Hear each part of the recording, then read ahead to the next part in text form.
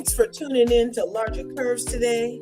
I hope you're smashing the like button, smash the subscribe button if you haven't already. Hit that bell so you can get notified next time I upload a video on these YouTube streets, right? And so you can become part of this beautiful curvy community that we're growing over here. We're on our way to 1,000, y'all, and you are a part of that. And I thank you very much. All right. So let's give thanks also. Thank God that it's Friday, okay? Thank God that it's Friday. You know, I mean, the world's opening up so much, y'all, that I feel like I need to go hit a dance floor. You know, Mama used to be a dancer. Yes, I used to dance. It all started way back when. My mama used to take me to that good African dance on Saturday mornings, and then she would take me to tap dance on Tuesday evenings, and then she would take me to ballet on Thursday afternoons. So I was a well-rounded dancer. I had many shoes, if you know what I'm saying. And I could still get a dance floor together. I want to thank you guys for taking the time to come over here and play with me today on Larger Curves. Let's get at these hot topics I felt like addressing. It's just a couple of things that came across my stream today, and they either had me go, or they had me laugh out loud, or they had me scratch my head, or it had me go, aww. So let's take a look at what had me going where today on the places of hot topics. As always, the copyright disclaimer under section 107 of the Copyright Act of 1976. Allowance is made for fair use for purposes such as criticism, comment, news reporting, teaching, scholarships, and research. Fair use is use permitted by copyright statute that might otherwise be infringing. Nonprofit educational or personal use tips the balance in favor of fair use. So we are fair using this images and what I found on the internet today. We're using it for criticism, comment, and research. Okay? Criticism, comment, and research. We're going to be talking about a couple of things. We're going to hit, let's keep it going. You'll see from the reel. The reel is going to lead me, you guys, like water. Oh, this was the red sun I saw this morning. Okay, so there was a red sun this morning, and because I'm in California, and you know there's smoke, and where there's smoke, there's fire, and so we had the red skies in the morning this morning in California, and I went outside, and I first get out of bed, I stretch in the bed. Oh, that good morning stretch that you do. Ooh, whenever I do it, it feels so good. So I do that morning stretch that I do. And then I, of course, thank God. And while I'm putting each foot on the ground, it's a thank you, God, okay? Because that is indeed a moment to thank God. Get up in the morning, right? And I look out the window. I move one wooden vertical slat. And no, it's horizontal mambo. It's not the vertical mambo. But you can have a vertical mambo, but it's the horizontal mambo. Yes. Okay, so it's a horizontal wooden slatted freaking shade because the glow from behind it was the exact orange that you're seeing right here in the sky. And so I was like, I guess those fires that are happening in California are infecting the sky and the atmosphere. And I was like, it looks like it should smell like smoke outside because me and my son were on our way to go play basketball because he joined the league. And so we're going to be playing basketball. Tomorrow's their first clinics and everything. So anyway, the sky was like this. And I was open the door though, and there's no smoke smell, you guys. Wouldn't you expect like some smoke smell with this freaking sky looking like this? The sun was practically red, okay? And I love sci-fi books. And in one of the recent sci-fi book series that I heard had Calamity, the red sun. And when the red sun happened, everybody got their superpower download. And some people turned into super villains, and some people were superheroes, and some people were just regular schmegular people as always. But it happened because the red sun calamity came. Anyway, okay, she's talking too much. I talk too much. Let's say you never shut up. Okay, so the first thing is Diana Jenkins. Yeah, now you know Diana Jenkins recently made headlines for a number of reasons. A number of them. Pick a reason. We should have a wheel of reasons. I should put that on. I should do that next time. Put the reasons on the wheel, and then we'll pick the reason that we're talking about Diana Jenkins these days. And this is all things that have already happened. So hopefully she won't come over here. But she really did send cease and desist to bloggers for talking about her and sharing their opinions about her. She really did that this week. She really just announced that she was giving $100,000 to, I think it's her foundation for the victims of Erica, allegedly, and Tom. And then she also decided to sue the unnamed person or persons who said that she was behind the bots. And from what we know in the YouTube streets and the Instagram streets and in the social media streets, because this isn't headline news, obviously, this is just like pop culture stuff, right? So Patrick Summers, though, did come forward and say that Lisa Rinna, I thought, had something to do with it. I didn't think he said nothing about Diana Jenkins, but she's suing somebody that she feels put her directly into it. And so after all of those things that she did, we were waiting for her lipping ass to come to the reunion, but homegirl tested positive for COVID, y'all. And so she will not be there, but she will be there via Zoom, because she will be able to get confronted via Zoom. And that's going to be excellente, because we wanted to see if she was going to still be licking her lips, or if she got some control over that, and what, if anything, she was going to be saying about her recent donations to the freaking victims of her co-star who she supported this entire time, right?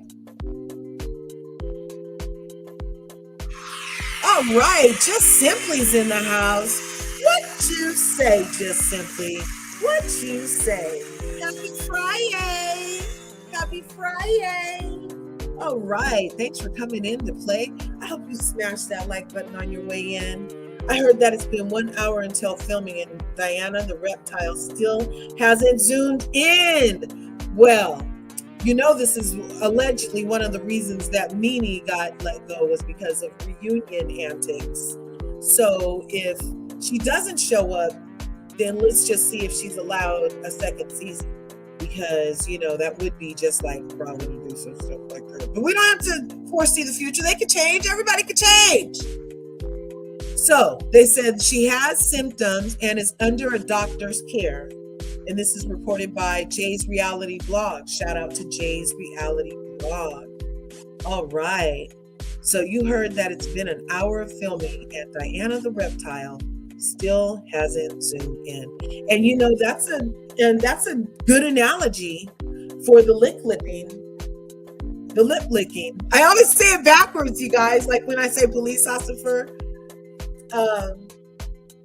Yes. So the lip licking Diana Jenkins. Okay. So she will not be attending in person after all of these shenanigans and PR stunts, allegedly, in my opinion. I mean, why go through all that? Why go through all that? I just don't. Why wait so long? Like, everything that happened already. So why didn't she already donate to the freaking that said that it was 11/11. I didn't know. I didn't position that. I just love 11/11, you guys. Okay, next up, you guys. I said just yesterday I was going to do something to give Garcelle her freaking flowers.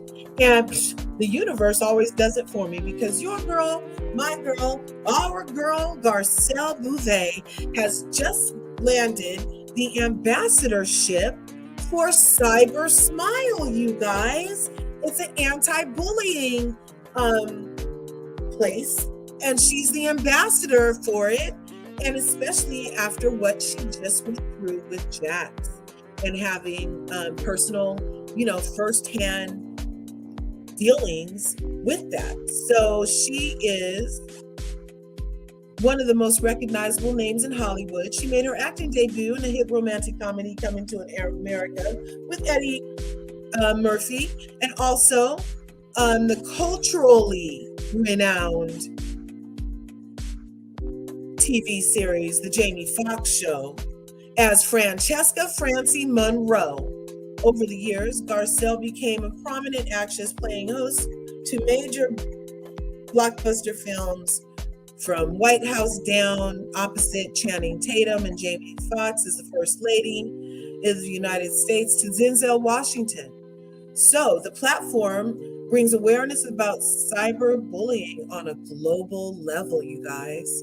And now Garcelle Bouvet is the ambassador for this place. There's so many people of all ages and background who need useful insight and effective tools for dealing with these types of abusive online situations. My goal is to spread the message that kindness and inclusion are what make the world a much safer space. Garcelle Bouvet, Cyber Smile ambassador, said that in her first interview after being designated as ambassador. So they were honored to welcome her as the official ambassador, and the identity-based cyberbullying is based in the U.S. They work on core values of empathy and compassion while empowering people with the tools they need to be positive digital citizens. Hey y'all, can I get a witness how poetic and timely her being deemed the ambassador of this? Because she literally in this season has, just on Wednesday's episode, was in the face with Erica, with Crystal, about having compassion and empathy for the victims, which then Erica called alleged, you guys. And now she is the ambassador for what she was hyping up in that show. Now she's the ambassador for her own values. Isn't that cool, you guys? Isn't that freaking cool? I'm sure this came after it, because it said something about her recent anyway, let's keep going. But I think it's just really incredible that it would have been so timely. Like, I hope this isn't like all planned. LRGA, stop it.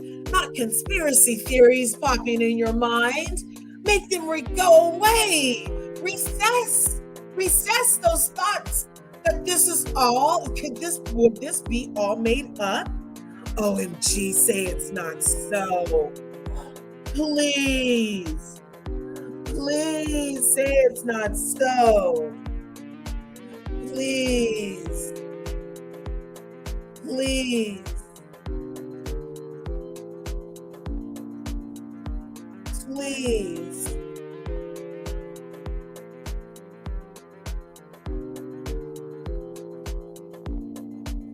Wow. Okay.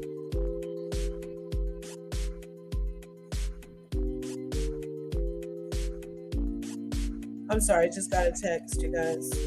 That is so great. Excellent. That is great. Okay. But do you guys think? Okay, let's say. Just simply says, I really like how Garcelle is utilizing the Bravo platform, because Housewives isn't always guaranteed. Exactly. So she was able to, it feels like since she got on the show, she got the reel, she got a couple other things. I know Coming to America was already in the works. So kudos on that, the second one anyway. And so that was really beautiful. So yeah, I think this just happens to be that Cyber Smile saw how she handled that whole cyberbullying situation with such style and grace, and her oozing empathy and compassion is just like the icing on the cake for them and their brand. So she's right in line with their brand, you guys, to me. And I think it's just really kudos. Let's give her some of this. Yes, yes, to Garcelle. Yes, yes, I love it. I love it. I love it. Yay! Okay. So we're gonna go from that to, did I really go from Garcelle to freaking this next headline? I think I did, you guys. I told you I was gonna let the reel lead me. And this reel is coming up next with this story about how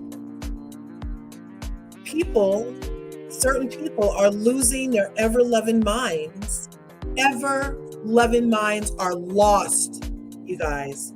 The mind is lost because in Games of Thrones and Lord of the Rings and other elfin-type movies, they now have melanated, clearly darkly melanated people. And there's a problem with that for some people. But there's not a problem with Chef Don Don being in my house. There's never a problem with that, my love.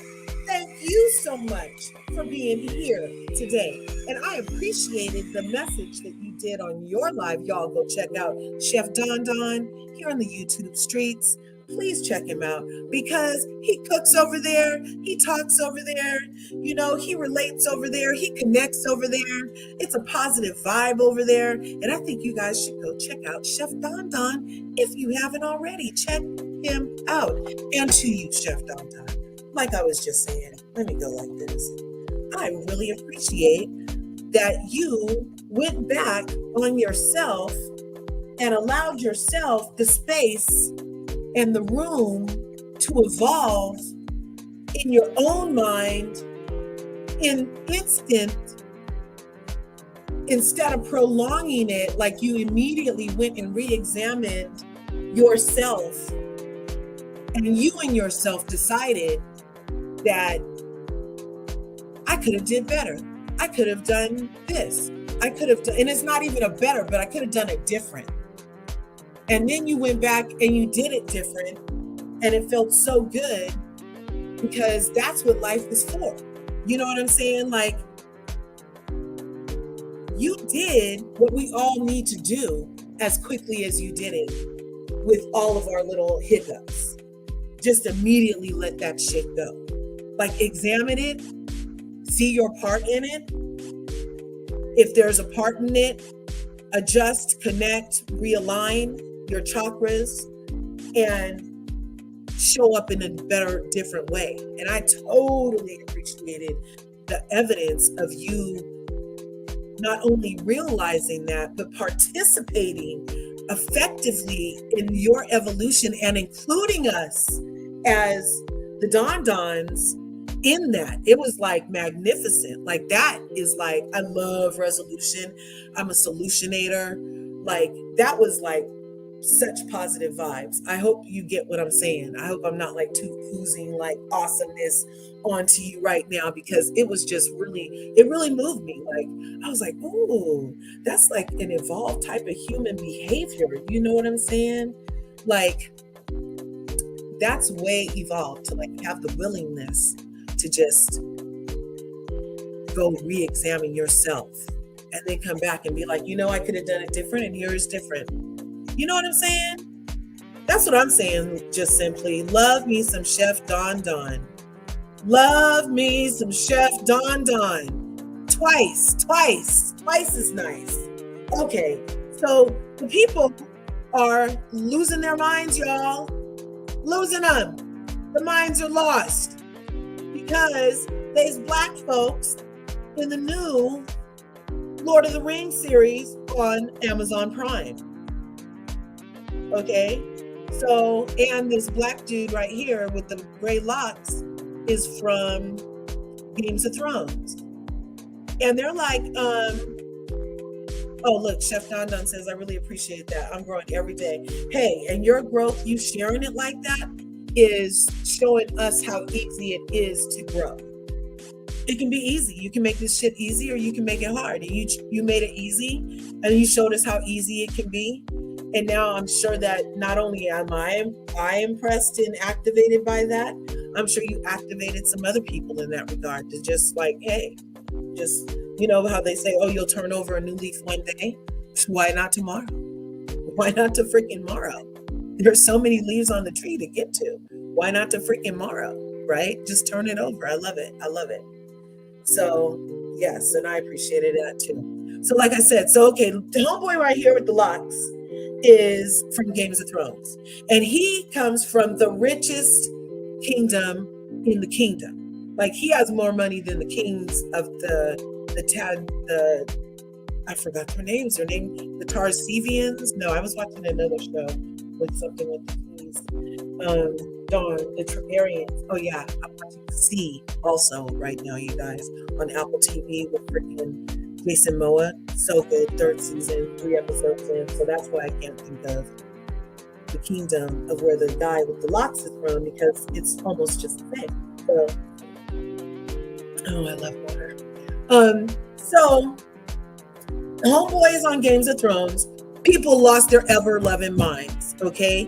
We can believe in freaking dragons and elves, and the lady can walk through fire and all of that, but we can't have a black person over there in the castle when, you know, just look at origin stories, you guys. That's all I'm saying. That's all I'm going to say.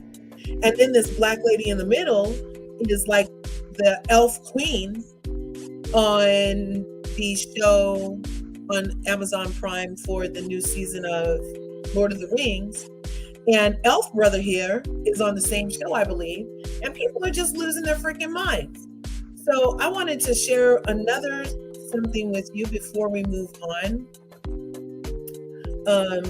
Here, it's a different screen. You know, allow this.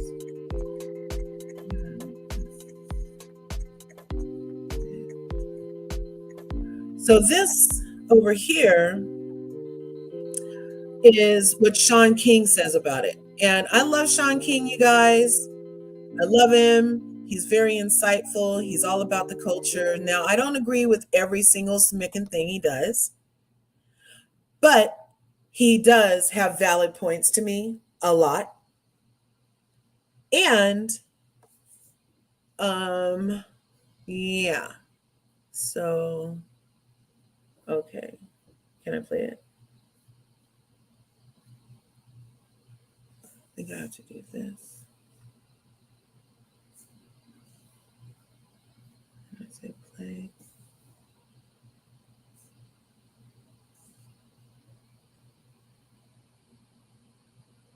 Past few weeks, and it is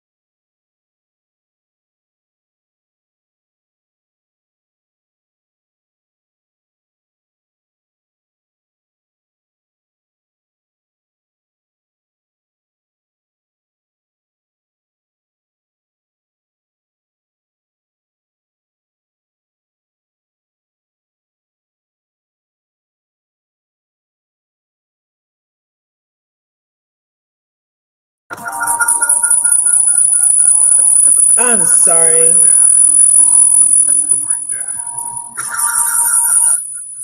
OMG. That was like 4 minutes of dead time. It was totally. Did it go away? That was like 4 minutes of dead time. It was totally. Did it go away? That was like 4 minutes of dead time. It was totally. Okay. Darn. I'm sorry, you guys. I was letting that other thing play and you guys couldn't even hear it. Oh my gosh. Here, I'll just go here and do it and let you hear it this way. What is I'm talking about over here? I am talking about how the people are losing their minds. And I was just letting Sean tell us his take on it because I thought it was kind of insightful. And now, of course,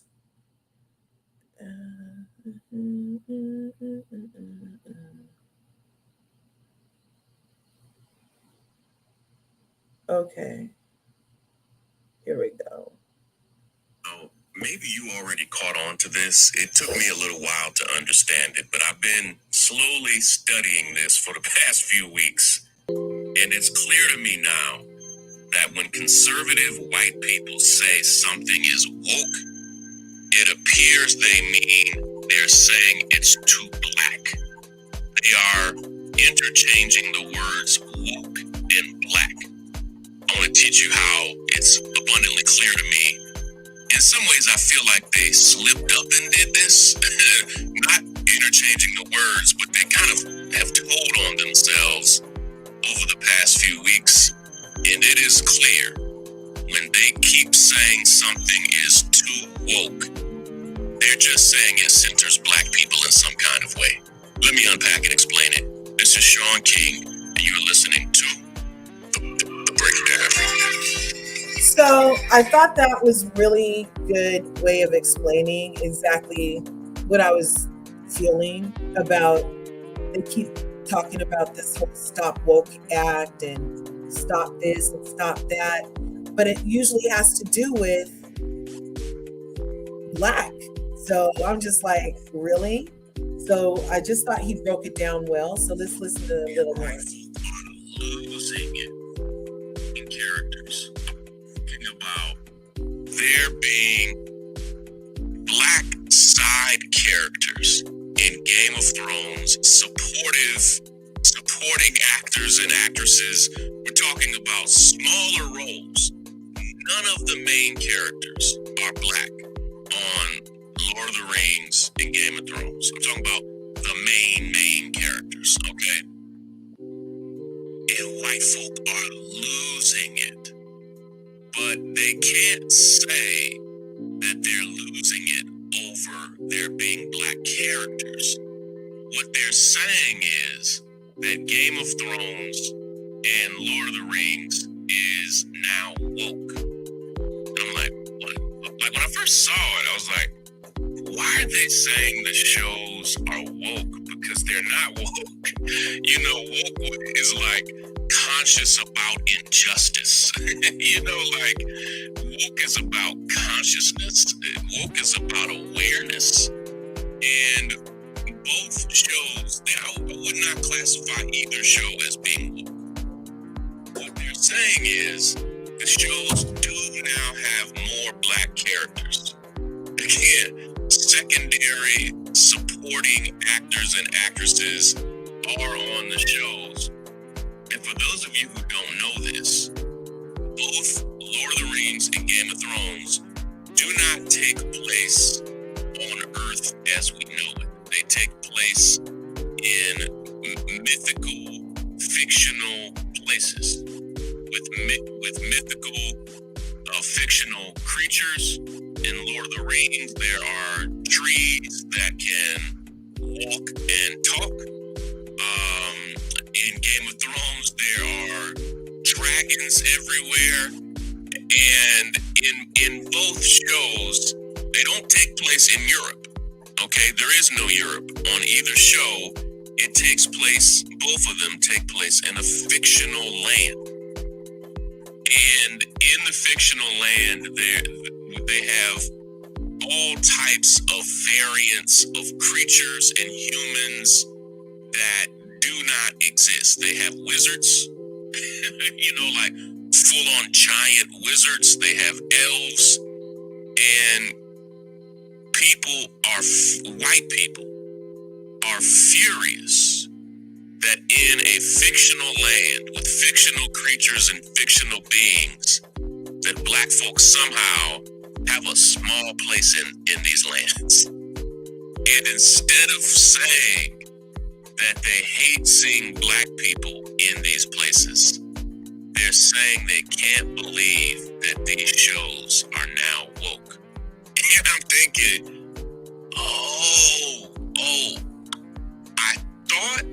sometimes I thought when racist and conservative white folk were saying something was too woke, they meant too black. Like when they talk about the curriculum being too woke, a lot of times they just mean too black. They just mean like, hey, you can't emphasize a black person's view of history here. But now it's clear. When they say these shows are too woke, they just mean that they have black people in them. And it is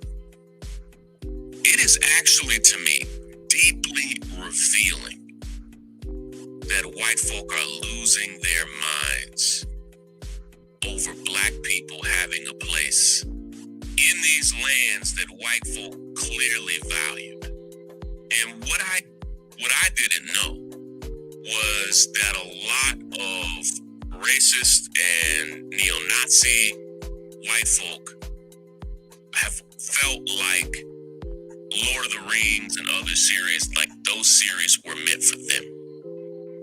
And I didn't know that. And I'd never heard of that until now, and I've seen the history and documentation. And so they viewed these fictional lands as being theirs, and that black folk have a place in it has them very upset. And so, hey, you live, you learn. When they say woke, 9 times out of 10, just substitute the word black. And what they really mean is they don't want black folk to have a prominent place, even a supporting place in their world. So I thought that was really super interesting. And because I love otherworldly things, like I love fairy realms, and I love like the whole setup of Games of Thrones, and I love like freaking movies about magic and elves and gnomes, and like the more earthen the better. Like I'm there, right? And people get surprised sometimes when I say that, but I hadn't really known that it was a thing. I did notice that people were saying things though underneath the initial promotion for the new Lord of the Rings series on Prime. And I was like, no way. So I thought it was really interesting for Sean King on the breakdown to be able to articulate it like that, because I didn't even know that was a freaking thing. And because I'm a black person that loves freaking fairy worlds, and I just figured there wasn't any in that kingdom, but they were surely somewhere, and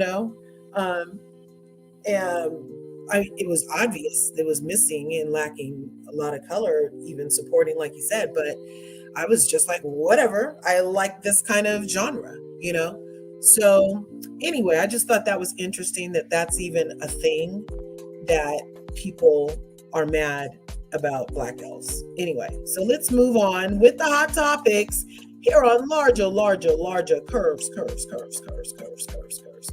Hey, so this is Searching Single Not Searching. And this is a new movie by, guess who, you guys? Tanya Sam of the Real Housewives of of Atlanta. Remember Tanya Sam from the Real Housewives of Atlanta? Well, she actually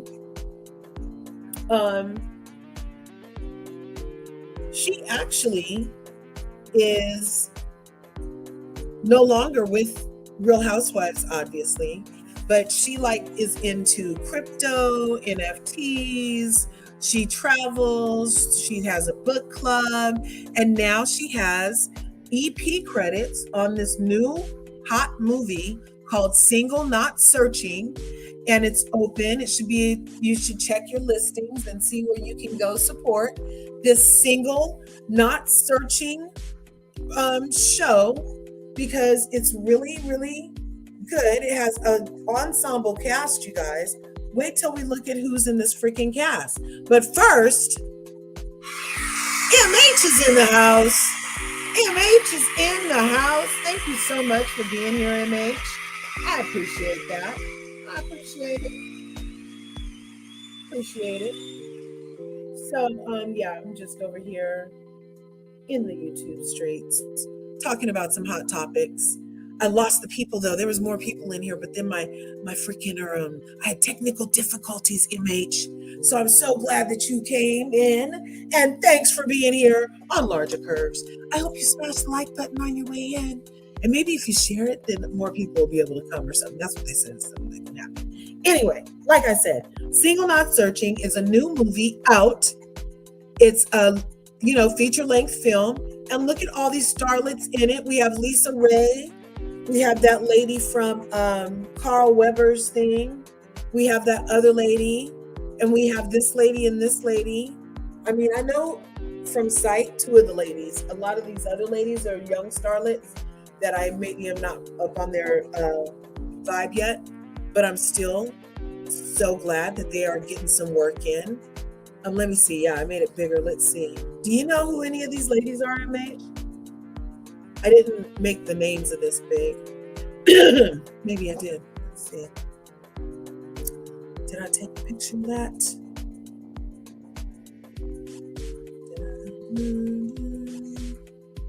Oh, here it is. Yeah, maybe. Cancel. Okay, so let's. Okay, I have the names. Okay, so we have somebody Darrow. We have Emily Evans. Is that Emily Evans? Erica Pinkett, Lisa Ray McCoy, Chidama Akpatha, Toman Abraham, Nikki Simonas. Is that Taikia or Sakia? OC. Mawali Gavor. I can't even see this name. Demuo Nwenge. Fidel Watson. Somebody Watson. And I cut off the last name. But here, because I just said the men and the women's name. So we know Lisa Ray, and I know this lady's second from the end on the other side. So I know Lisa Ray and the other lady in the off-white with the tassel earrings, because she's been in some series lately. She's in House of Vicious right now as the social media person for Tammy Roman in House of Vicious, if you guys are catching that on BET Plus. Oh yeah, I love when they introduce new talent to MH. Yes, you said I don't, which is a good thing. I like when they introduce us to new talent. They're all beautiful ladies. Yes, they are. And it looks like these ladies probably, I don't know them because it's obviously African talent, and I believe the movie is a lot of African names. Yes. Because Tanya Sam, who EP'd this, she does a lot of traveling to Africa and Ghana. And so I wouldn't be surprised if she hooked up with some people over there. And so yeah, I just wanted to give a shout out and hope that we can go support. If I do get to see that movie, I'll do a review on it. It's called Single Not Searching. And Tanya Sam, who was in The Real Housewives of Atlanta, executive producer. Now, this is something that made me go, aww. childhood. You take the good, you take the bad, you take them both, and there you have the facts of life. The facts of life. Da da da da da da da da da da da da. The facts of life. The facts of life. Well, the world's gonna be living up to your dreams. Da da da da da da da da da da da da da da. You tell you, the facts of life is all about you. I just remembered all of that off top from when freaking Facts of Life was out. Oh my gosh. I didn't get all the words, but I got the basics and I got kind of the tune. Oh my gosh. So these are some of my childhood faves, and I have the hugest smile on my face right now. Can we give it up for Kim Fields, Nancy McKeon, and darn, I'm missing, and Mindy Kahn from the Facts of Life. It's perfect because every Black American woman is trying to find them an African king nowadays. Ain't that the truth? Okay? Ain't that the truth? Because let me tell you something. They were having like trips to go to Africa and meet somebody. Remember last year when Portia first started going to Africa? Shamia was going. Sheree was going. They were having lots of trips to Africa to try to find them an African king. Indeed, MH, you ain't never lied. Okay.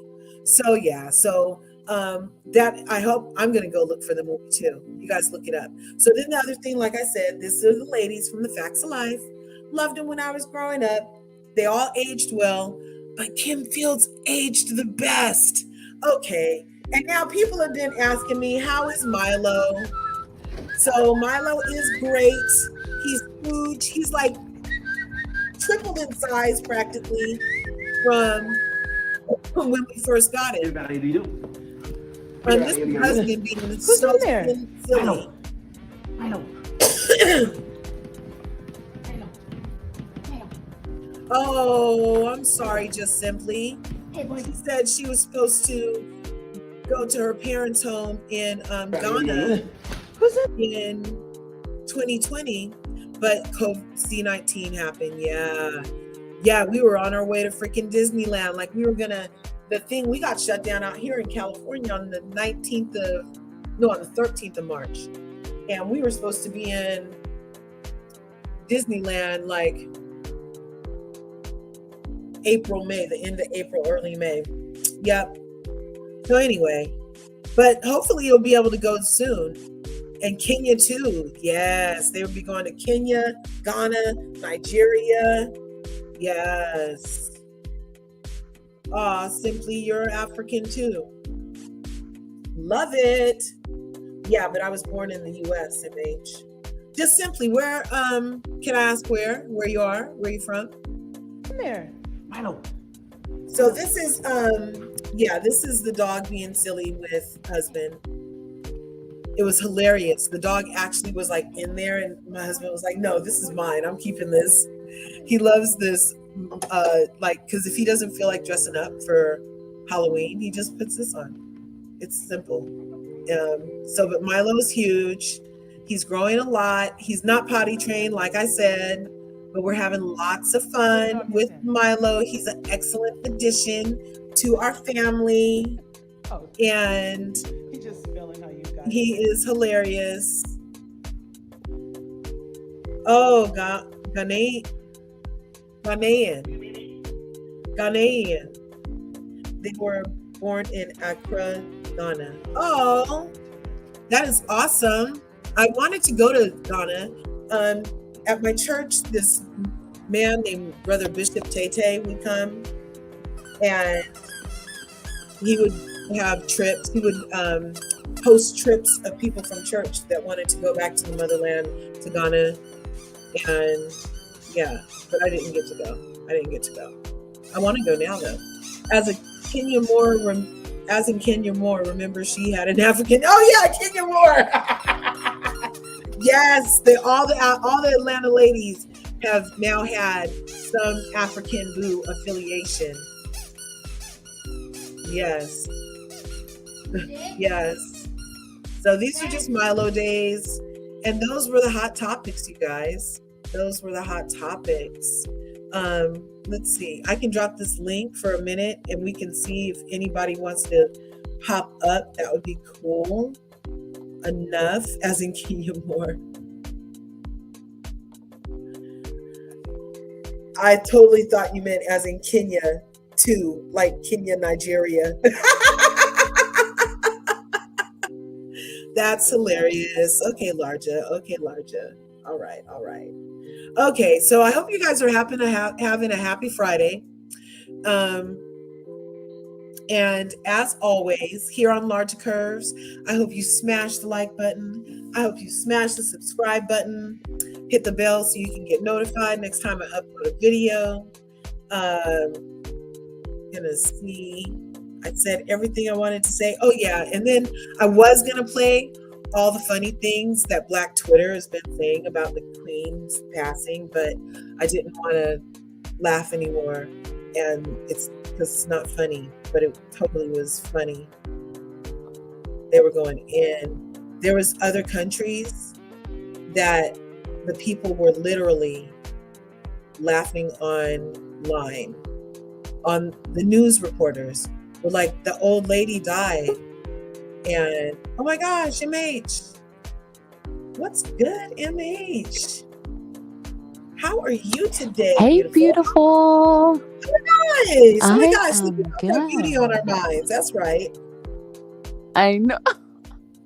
That is so cool. When How I are see you today? I thought of that. I'm good. I'm sorry I missed the hot topics. It seems like you've been on there. You've been on for about an hour or so. Yeah, no, I was just, But I'll be part of the replay. That is hilarious because the reel is only like 12 minutes. But I was doing a lot of talking about like different stuff and what's been going on with me at the beginning. Like the first whole like 12 minutes was getting to know me, getting to know all about me. Yes. And then I got into hot topics and there was like 7 people in here.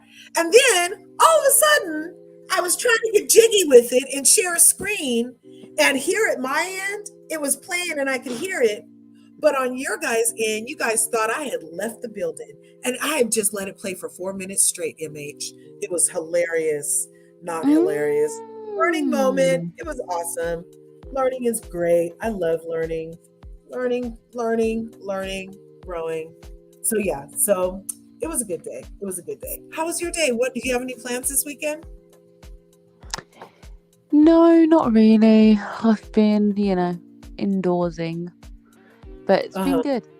Just trying to relax, spend some. Is it super duper hot where you are? Time. Well, kind of. I don't know. London's had the most ridiculous weather recently. It's been outrageous. Oh my God. Oh, this lady, Diana Jenkins. Yeah. She is just something else. I'm sorry you guys have to deal with her now, but in London, she was something else there too. She was, but she was one of those, mail order brides, Eastern European, like sex kitten types, those types. She was one of those types, but I feel like in America, she felt like she could reinvent herself. Now that she's got the wealth behind her, the extreme wealth behind her, I think she would have been able to do that. But then something in her head isn't clearly taking over correctly. Because why would you come on a reality show and then expose your life like that when you have so many skeletons in the closet, and then join a group of women that already detested, form an alliance with them, behave disgustingly on the show, and then decide to sue everybody that doesn't like you? That's like, crazy. Where do we do that? In Diana Jenkins' world. Like, why? Right. I just don't see how this makes her look any better in the circles that she wants to run in. It baffles me. Like, I know rich people's mindset is something that we'll never truly understand, but Mhm. She's from like she's from humble beginnings. If I was to make it rich, if it was on my back or, on the computer or through my voice or however I did it, I wouldn't subject myself to stuff like this. I'd be rich and mind my business. Right? I'd just go to Aspen 5 times in a year. Go to Hawaii, go to Thailand, go to Bora Bora, go to Australia. Like every single month, I'd be on a jet somewhere. Yes, I'm not exactly. subjecting myself to a Criticism that I don't gay want. toy Can't boy, handle. a bunch of hags on TV, and people that clearly, she's just weird. And the fact that she's attacking like black women on Twitter, and I saw she sued Sherelle's World, and then Yeah. tried to go after the callers as well. I was Right. just like, what? That's crazy. Why does she think that's going to keep her on the show? And I thought when she didn't show up, the first thing I thought when I heard it got reported that she was going to not be at the reunion, which is being taped today for Real Housewives of Beverly Hills. Uh-huh. I was thinking that, that's why she made that $100,000 thing, so she can look good at the reunion. And then they said she wasn't going to be there, and I was like, well, what was that for?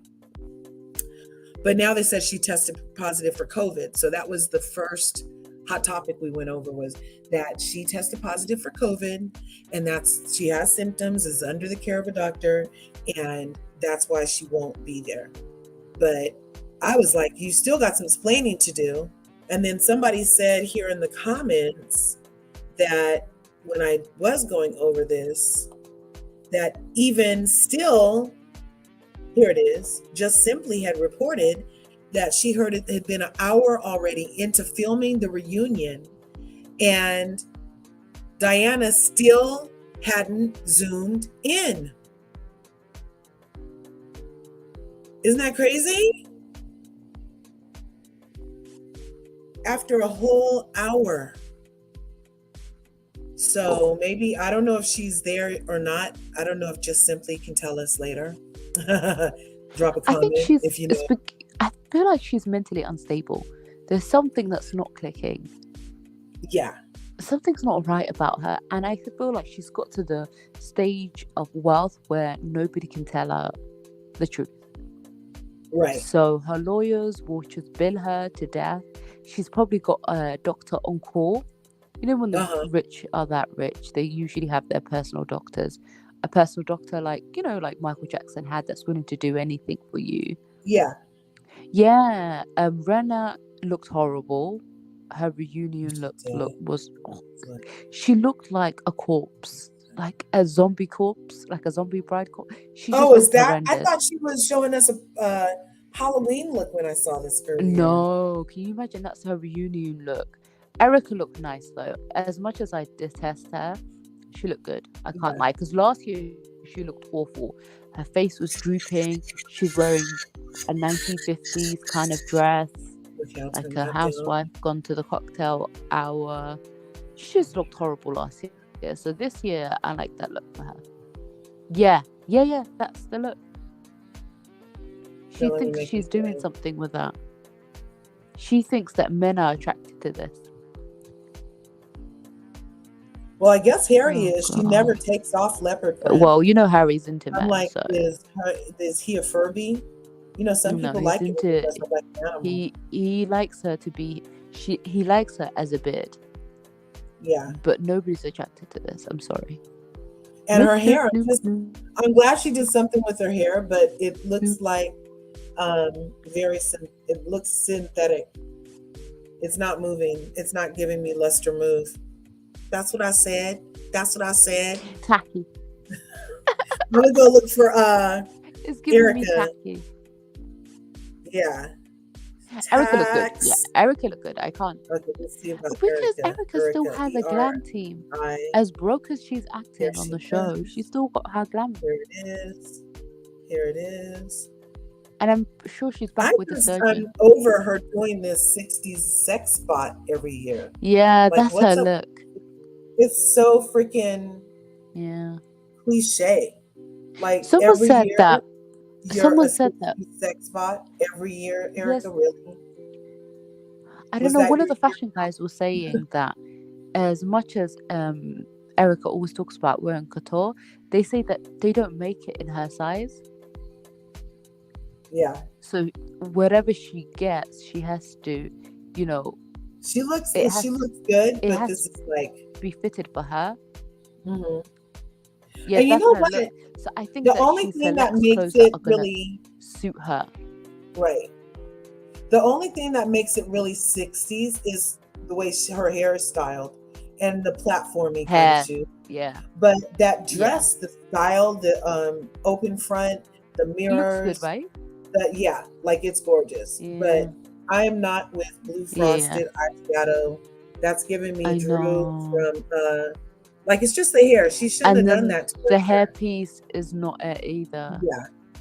She always, all season long, Yeah. she's been missing with the hair, especially in confessionals. This looks like, The thing is, I don't understand it because she has the glam team and then she has the audacity to say that I want to sell hair. yeah, and it always looks like the most synthetic ponytail of the Right. world. Okay, so who else is It's on that so show? obvious. Sutton is on that show. I love Sutton. Did they show us yet? Nope, she's not showing us a thing. Sutton's keeping it to herself. Who else is on Apparently, that show? Renna walked off the show. Today? The reunion, apparently, that's what they said. They said that she quit and walked off the show. Oh, I hope it's true. Please, God, let it be true. I know. I'm like, we don't have like. Imagine being able to get rid of Diana and Ren at the same time. Right? Who else They is said on the that show? Cherie didn't turn up, wasn't invited. Well, they muted her the whole last freaking couple of episodes. It's been really, really weird. Has she said anything though? That's exactly. No, she has not said. Carrie from Married to Medicine. She said that she was being like, the producers were playing a game with us in the sense that she was contributing, she was, involved in some arguments and stuff. They just chose not to show it. So I'm wondering if they've done the same with Cherie, like the Beverly Housewives. Like, have they purposely made her seem like she's not as involved as she is? Because from what we've seen, Cherie just comes in with her little berets and just watches like a fan, like we do from our sofas. Right? Like, she better come out with a line of berets. She better do it. Like, Erica looks nice, but her dress is too short for her height. She's been wearing like shirt dresses all season. Yeah. And that's another reason why it feels so 60s, right? Because the micro mini skirts, right, from the 60s, just always. So, but I'm sure her team tell her that's her best asset. Oh, okay. Beverly Hills Hotel. Beverly Hills Hotel. Oh. Is that the one where Diana had the room 23 or no? I don't know. Is that where it was? I don't know. Why else would it be Beverly Hills Hotel? I don't know why it would be a hotel. I don't know. That's interesting. But I really am interested in mostly like the dynamics between the Richard sisters is so strange to me. Yes. Are you not weirded out by the dynamics? Like the way that Mauricio has been so rude to her sister. The fact that she put her elderly sister in a bunk bed next to the washer and dryer while she had women that she just met on the show in the best rooms in the house. Mm-hmm. Like, I just find this stuff all sorts of weird. And the fact that, remember when Kathy came on the show before, when Kim was still on it? Carl was running after her. Carl was like, oh my God, this is, the Hiltons, my sister, Kathy Hilton. And she was so proud to show her off. Yeah. And then now that she's on the show with her, and she's not really Exactly. dressed up, and she's really not bringing what she thought she would bring. She's just talking to her, really treating her really badly, her and her husband, and speaking to Mhm. her in such a nasty manner. I'm like, this is your older sister. Where's the respect?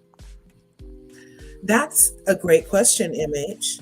Where's the freaking respect, Kyle? She is being the epitome of Kyle Vile in my eyes. Vile Kyle, Yeah, Kyle Vile. And it's so reminiscent of the bus that she drove over Kim. It's like she wants her sisters to have matching tire tracks, and they're wow. all from her because she did. And you come on the show, and then all of a sudden, you're treating her so bad. It's like, and the way she's allowing these other people to treat her. First, they were all kissing Kathy's ass, and it's like they had a meeting, and they were Yeah. like, "Look, Kyle, we're not going to treat Kathy nice anymore." And she's like, "Great, I'm not treating her nice anymore either." And Mauricio isn't Do you know either. why? It's So, because, yeah, yeah, it's been really I think it's obvious. because of the fact that she has been siding with Garcelle a lot. If you notice, she's always with Garcelle, and she Yeah, she's gravitates still towards comfortable her. next to Garcelle. Like she needs to be Mm. next to Garcelle.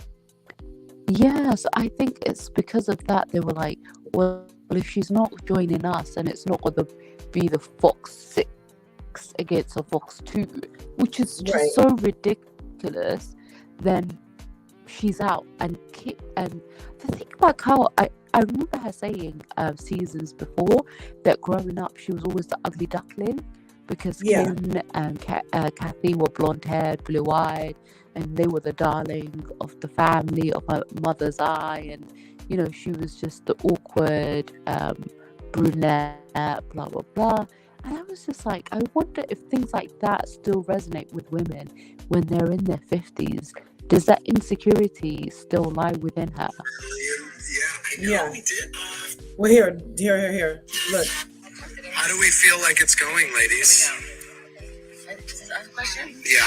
I feel like it's going just fantastic. Beautifully, Andy, as expected. It's early, and yeah, I know we did. We already got a bombshell. I have to say, a mystery has been solved that I didn't even know existed. Yeah. Oh, you knew it? Oh, wow. Interesting. How do we feel like it's going, ladies? so that's what they just posted that on TV Deeds. And then they posted Oh God, her Andy's actual goofy. dress. Look, Did you see what Simply just put up? the seating.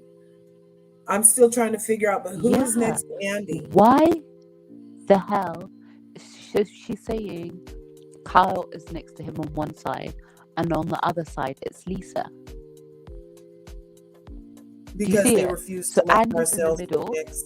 If they So refuse it's to let Kyle, Garcelle and Sutton have Garcelle, first and second and chair, Saturn and Kathy on one side, and on the other side it's Lisa, who had zero storyline this year, besides her mum dying, Erica, Dorit, and then Crystal at the far end.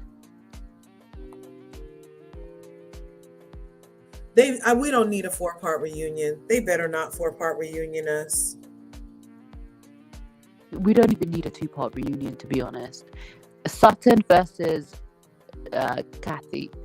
Sutton versus Erica, Sutton versus Diana, Sutton versus Kyle, and then Sutton versus that's about it. Sutton versus all of them one by one is one episode. Second episode they can fill out with everything else, because Sutton literally carried the season. The fact that she doesn't get to sit next to him but Lisa does makes no sense to me. Why Kyle would didn't Lisa even do sit anything. next to?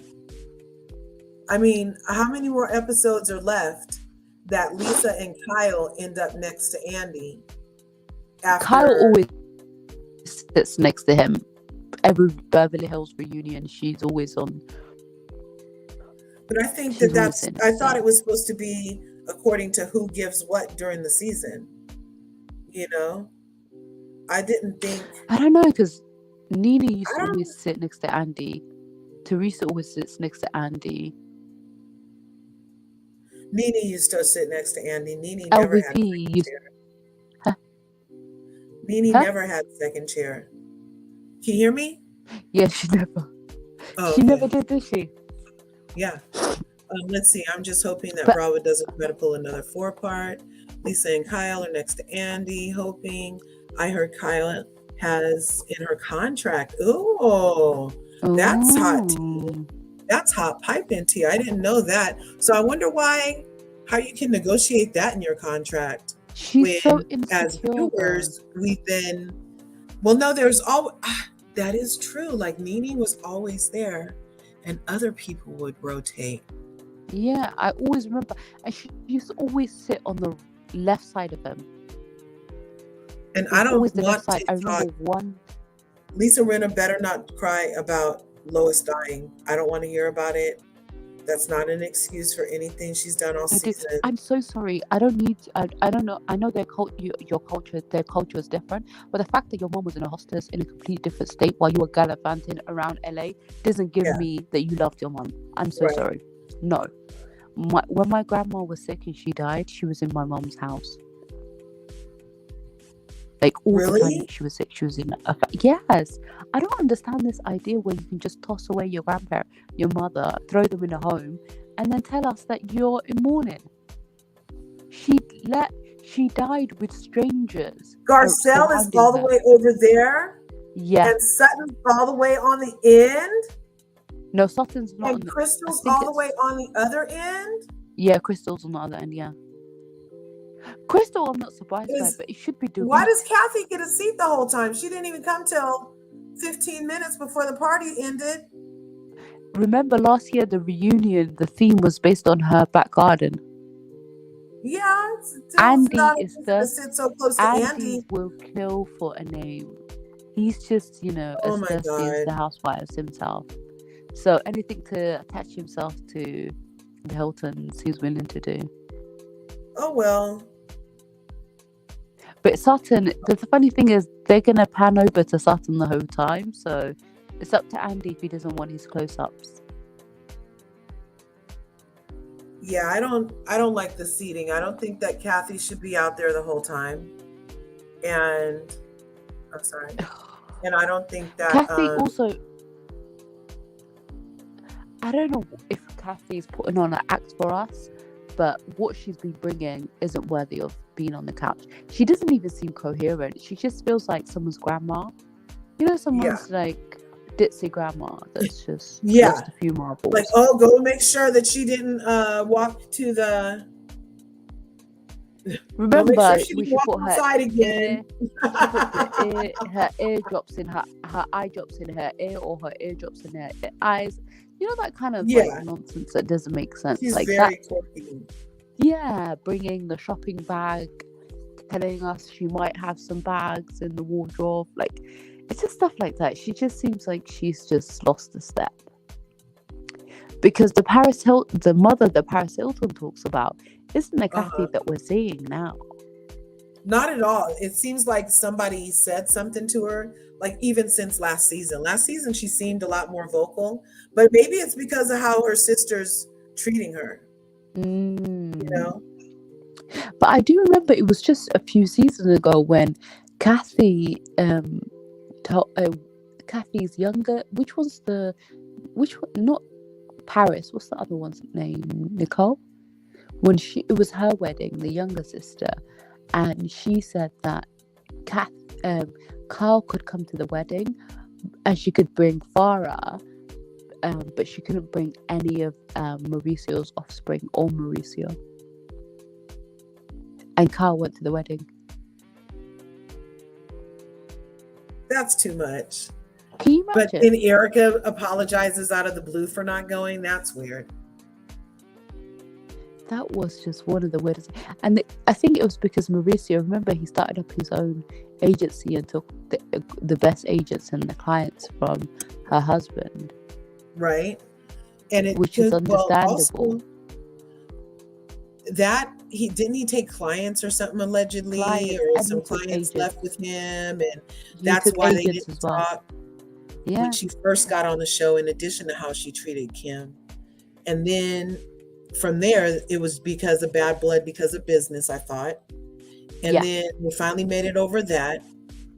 But I don't understand why Mauricio was being such a dickhead to her. But the at thing is, I don't the think they thing. made. I don't know if they really made up, because remember when she went to her house and she's like, "You've got me blocked." When she went to her house last season, she Oh yeah, never she's met like, any I'm of her so staff. blocked. She didn't recognize. She didn't know much about the house.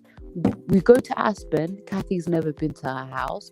She goes Yeah. to her house and she's like, "Oh, you still got me blocked." So that means she's blocked your number. So what type of relationship do you really have? Like, Uh-huh. I feel like Kathy agreed to be on the show, and that's when they started talking again. Yeah. And she and Carl wanted to keep her diamonds, so she was like, "Oh, if I get Kathy Hilton to be on the show, and he's a sucker for a name, I've got my contract, secured for the next day. I mean, for the next few years, because I bought Kathy Hilton." Yeah. Well, but still, she should still be nice to her sister. Like, that's just so. Of course. It's just like she Even used if her it's for the sister almost. cameras. It's like she used her to I know. help the season, because season was flailing after LVP Yes. left. Remember? Yes. They needed Yes. an infusion. And so they brought on Melanin and Kathy. Yes. Yes. You spot on, because they were blaring. Who wants to watch Dorito and Kyle? Like, even that little scene that they had when they went skiing to like last episode. Do you remember how boring it was? Like, Yeah, it was so boring. To talk about. Whenever they're just talking, it's so boring because they're both so. I don't know, like Dorit. I don't ever think everything to Dorit is so chic. Oh, that's so chic. Oh, like that's in her entire conversation. So I don't really ever feel like she has her own thought. Because it's whatever she doesn't the other give us person anything. is saying. Why do we never see PK's old family? The one that she's, he has an ex-wife, grown kids that are older. We never get to see those dynamics, them together. Right. Like, the thing is, I feel like the biggest problem with Beverly Hills, and the reason why they'll allow these feuds to continue, is because none of these women can carry a scene by themselves. They don't have personalities. Carl's boring. Sorry, Sutton and a scene with her family was excruciating to watch. It was horrible TV. Like, when she was making that, I don't know what she was making. Was it tuna sandwich? That was very, very awkward. It was hard to watch. And I heard the mayonnaise. She was making that chicken salad, and we heard the mayonnaise. It was so gross. That's not good TV. Like, none of these women have the ability to carry a scene with their family or their friends without the group dynamic. That's their biggest problem. Crystal's boring. Garcelle, I love her, but she's boring. Like, her and her sons, there's not much going on there. So it's really difficult for them to catch. Like, do we ever follow them around like we used to follow Nene? I feel like just doing normal stuff. I feel like when Garcelle came on the episodes that she was in, she would be showing us her life. Like, they showed her at the Real, they showed her doing a couple of things. But she's boring. And she's new on the show. Usually we just see Dorit dressing. But she's boring. That's the thing. Even as new as she is, that should be more. She should be more exciting for us to watch her scenes, her solo scenes, because we don't know much about her. So we're actually getting to know her, rather than with Kyle. We know her whole family setup. We know what she does. We know everything about her. So her one, okay. But Garcelle and her sons are boring. Her ex-husband doesn't really come on the show, so we don't see the dynamic between them. Mm-hmm. It's just not. She's not that interesting, to be honest. Like, I root for Garcelle because she's a beautiful black woman, and I see what the game these nasty women are playing against her. But in general, she's just not. She's not a. What does that guy call them? He got it from Ebony, a force multiplier. She's not that. she doesn't have that ability. Therefore, they always have to come together to create scenes that are worth us watching. And in those scenes, there's always going to have to be conflict. And that's why we're always just going to keep seeing the same argument go around and around and around, I think. Well, I do say that about Real Housewives of Beverly Hills for seasons, is they love beating a dead horse. That may as well be their best bag, is a dead horse. They just love beating a dead horse. Like, I thought we were over it. Yeah, we're over it. I'm fine. I'm moving on in the next scene, the next episode. They're doing it again. So I give that to it. I feel like overall, like everybody knows, I love Garcelle. I feel like she's not as boring as Dorit. I don't feel like she's as boring as Lisa. Dorit is I don't feel like she's as Her and boring Diana. as the other ones. Lisa. Like only because she's new. You know what I mean? Huh? Lisa's freaking boring as well. I fast forward all her scenes. Yeah. But like Lisa is so she's been like consistently that. I guess maybe her. I don't know. Yeah. I like when Garcelle goes to lunch with the ladies and gives them. I look forward to seeing her in scenes. But she is the only reason I'm watching, so that could explain that's the thing. my entire bias, because I was off in a Real group Housewives dynamic. of Beverly Hills. Me too. Dorit I've never been so much of a fan. Even in her fashion is lacking this season. That's because all her clothes got stolen. Just simply everything got stolen. See, that's another thing. No, Simply knows that's a lie. Allegedly that's a lie, y'all. Did you see the picture she posted with BK recently, where she's in front of her closet and it looks like she's in a department store? Yeah, and he's like, and she even said on the show, "Oh, it's so nice to be getting some things back." She said on the show, "It's so nice to be getting some of her wardrobe back because they stole her stuff." Lisa Rinna is a good group scene housewife, meaning she gets involved in the group and will start drama, but not a personal storyline. Yeah, I don't feel like that. I feel like I agree with that. Because, but that's been consistent for her entirety on the show. Like I feel like whenever she did bring her kids on, the way that people say Marlo is exploiting her nephews, I don't really feel like that. I feel like Lisa Rinna has exploited her daughters though, because the eating disorder. They're going to be models. What happened to them being models? Yeah, exactly. She was trying to Gigi Hadid them, and it didn't work out. What happened to one being Bella and the other being Hadid? The other sister. It was just like she was trying to force something down their throats. I think that she's always been, not seen as the most beautiful woman in the world. She's never had the looks for herself. So she was trying to get her daughters to be those girls, the it girls.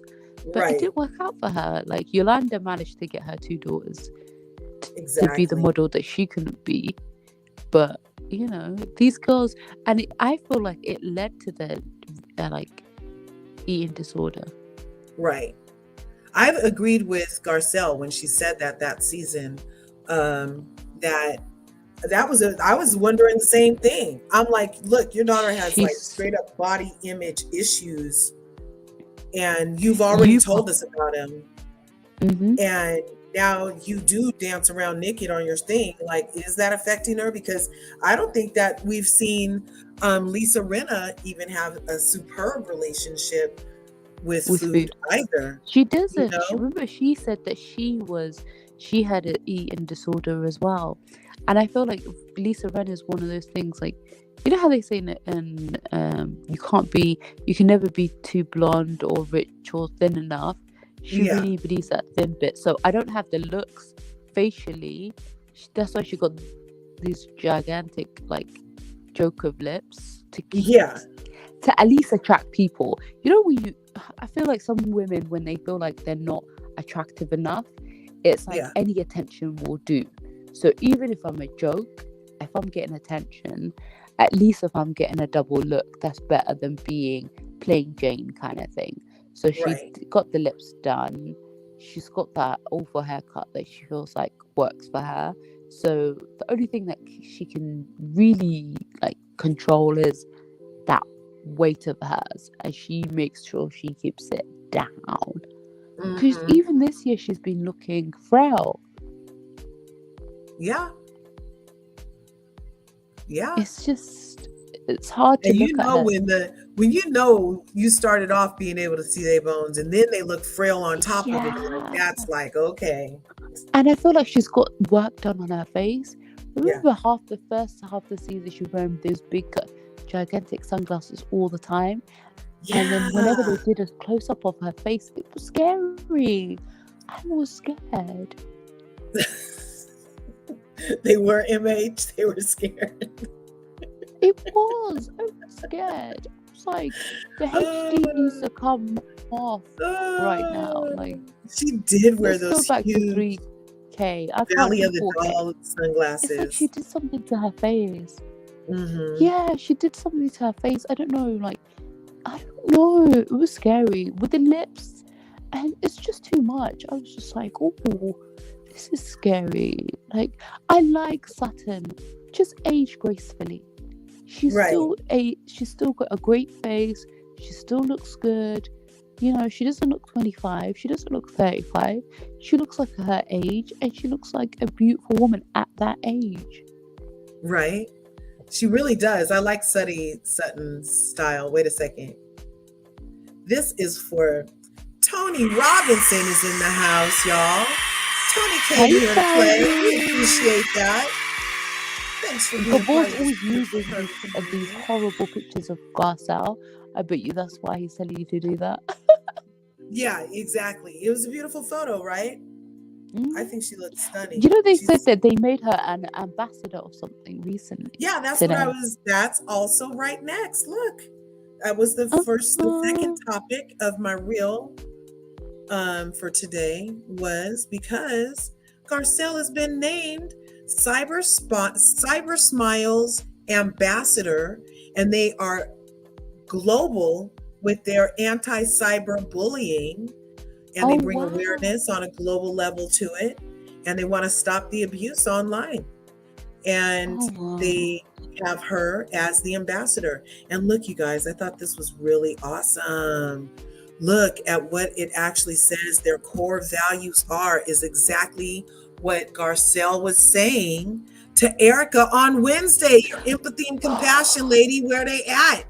And that's their core values. Isn't that perfect serendipity? You know what makes me, one thing I know for sure, Curves, is that if Erica was a black woman, she would not be on the show. Oh yeah, for surely.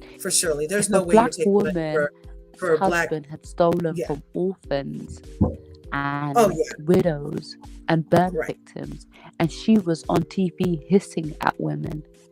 Right. Literally hissing. Snarling at them. Oh my gosh. Like getting aggressive. Animal. Did you see how she was getting to Crystal's face? And Crystal wasn't She even always does that to Crystal and Garcelle. Sutton. But she really does it. No, when did she do it to Garcelle?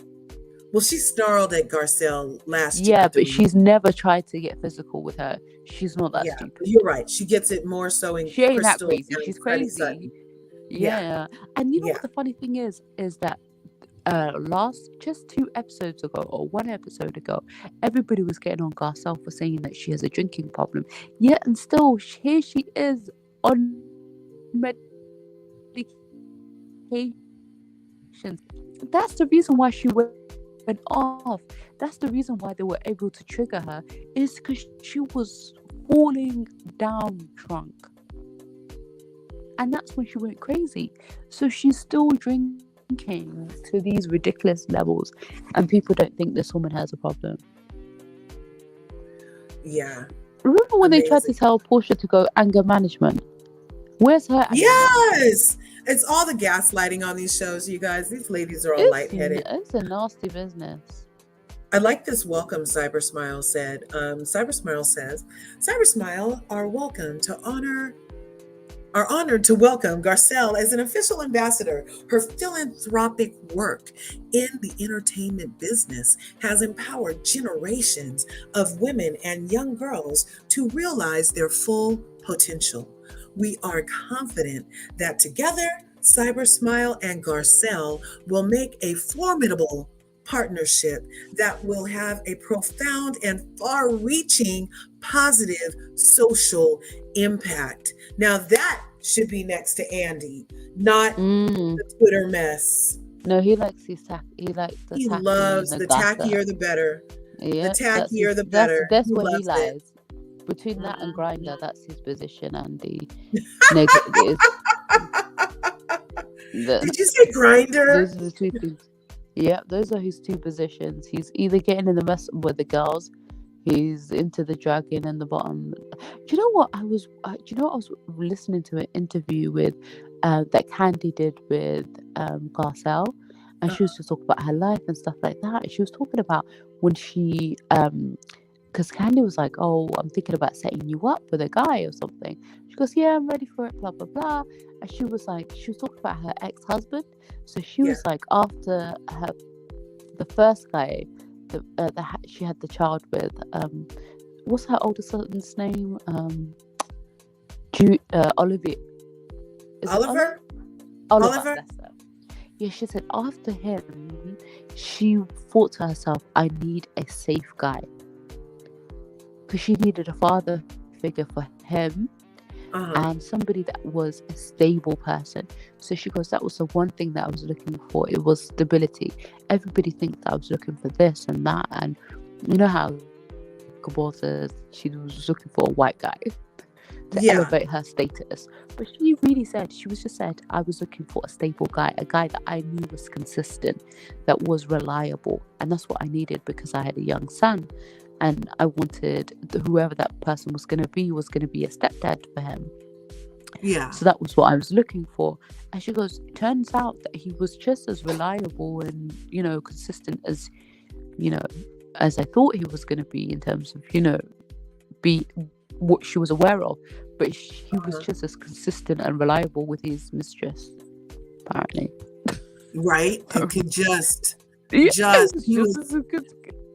That was a great personality trait for him that he could apply equally in any situation. Like he's the kind of guy, like I'm sure he's probably had that woman around him for years and years, and he's probably booked her in for Tuesdays and Thursdays for the last however many years while he was looking for a wife. Like he had probably decided, or there was a reason why they couldn't be together, or he was decided that wasn't his wife material, but he was probably regimented in the way that he provided for her, the times they met, where they went, like all of it. Yeah. I'm sorry she had to even go through that. While they were married was. I know she liked being married to him. She was really hurt when it happened. She was so hurt when all that happened. She had a PI on him. That's how he found out everything. But she said one day she borrowed his phone. That's why I believe in checking phones. She wanted to call somebody, and the woman messaged him there and then, "Love you," and something at the end. And she was like, "What the hell? Oh my gosh, love." And that's where she put the private investigator on his ass, and that's where she found out. Well, I'm glad she did the private investigator route instead of just confronting with nothing. Like, yeah, you want all your proof you can. She wanted the coins. She's not stupid. She wanted the coins. Yeah, she knew when she was going to divorce him that she needed to prove that he was an adulterer. Right. Oh, did they have a prenup? Mm-hmm. But I love the fact that she's already bought 2 houses. She's been on Housewives. Isn't that great? Hello. Garcelle is doing 2 things. houses. And she's not frivolous with her money. She's not frivolous either. So I think she makes. I know people come after her fashions, and I feel like she can do better with her fashions. But I like her style. Like, people don't understand. Like, what do you think could be better about it? Like, what do you? But I feel like People don't understand that when you're a certain a size, not everything can fit you. She can't just go in like Dorit and pick out anything and it suits certain. Only certain clothes are going to suit her. She can't be couture all the time. Like, that's impossible. She just needs to get her wig sorted out. And I feel like this season, but the only person on the show couture, they have two coutures. It's definitely Sutton and it's definitely Dorit. But yeah. Kyle's not. Kyle and Erica wear a lot of expensive stuff. We just Erica wears expensive tracksuits. They wear very expensive pieces. Yeah. Both of them are just I feel like the only thing I don't like about Garcelle's style, honestly, is her wig. Like, I feel like her wig is tired and she can't, like, even in this episode when she, like, I guess it was hot in there or something, and she put her hair behind her shoulder and then realized that her hair was behind her shoulder and decided to put it in forward. No way. I feel like she has that. Thank you, Diva, for being in the house. If you guys don't already, be sure you check out Chronicles of the Gray Hair Diva over here in these YouTube streets. Be sure to check her out. I'm looking forward to. She's got an interview coming up with a guy that adopted a child. Yeah, the Haiti guy. Yes, that's tomorrow, right, Diva? What time is that, Diva, tomorrow? It's tomorrow, I think she said. That's going to be really interesting. That's going to be super interesting. Her last interview she had with that lady about her child, her premature baby being born. That was interesting too. Very touching story. So, we're over here doing hot topics, Diva. We already talked about 1 p.m. tomorrow. Yes. So everybody make sure you try to check out that interview tomorrow on Diva's channel at 1 p.m. She'll be interviewing a man who found a baby in a trash can in Haiti and is going through adopting the little baby. So this is about his journey. And doesn't that sound like a fantastical movie? Like, wow, right? So I'm looking forward to hearing all about that story. It doesn't have a white savior, so no. Right, exactly. A hard pass. So we talked about Diana not showing up to the reunion because of COVID and about her shenanigans throughout the season. Now we're on Garcelle, and I was talking about how Garcelle had thank you, son. I'm talking about how Garcelle had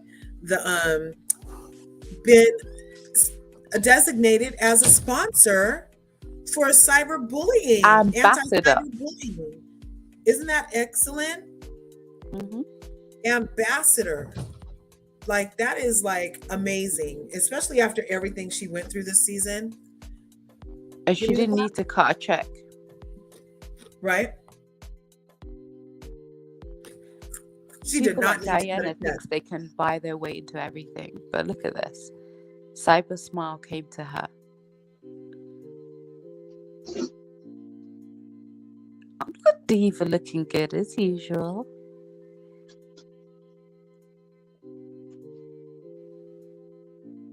We can't hear you. Hey, hey.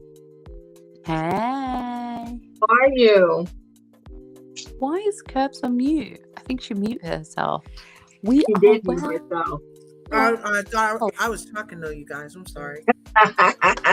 Diva's in the house, so you didn't hear my clapping for you or nothing? No. Let's give that Jamaican. I said, let me pop through real quick. Oh, thank you. I was like, let me pop through real quick before I go on. But yeah, I think that's amazing for Garcelle, right? It's a great transition and a great fit for everything that has currently went on with her son. So I think that's a good thing. I do like it. And you know what? Cyberbullying is a big thing. And there are a lot of children that unfortunately do bad things to themselves as a result of being bullied on social media. So I hope she does well in this position, and I hope she makes a difference for all the children out there. It's, you know what, and let me tell you something, for some adults too. Yeah. Yeah, the group Cyber Smiles focuses on both adult and juvenile cyberbullying awareness. That's amazing. I never heard of them. Right. And sorry, son just brought me a Dorito. He was trying to fool me, you guys. It's super duper hot. It's super duper hot, you guys. Oh my God. Are you filming me? You better stop. All right, that's not okay.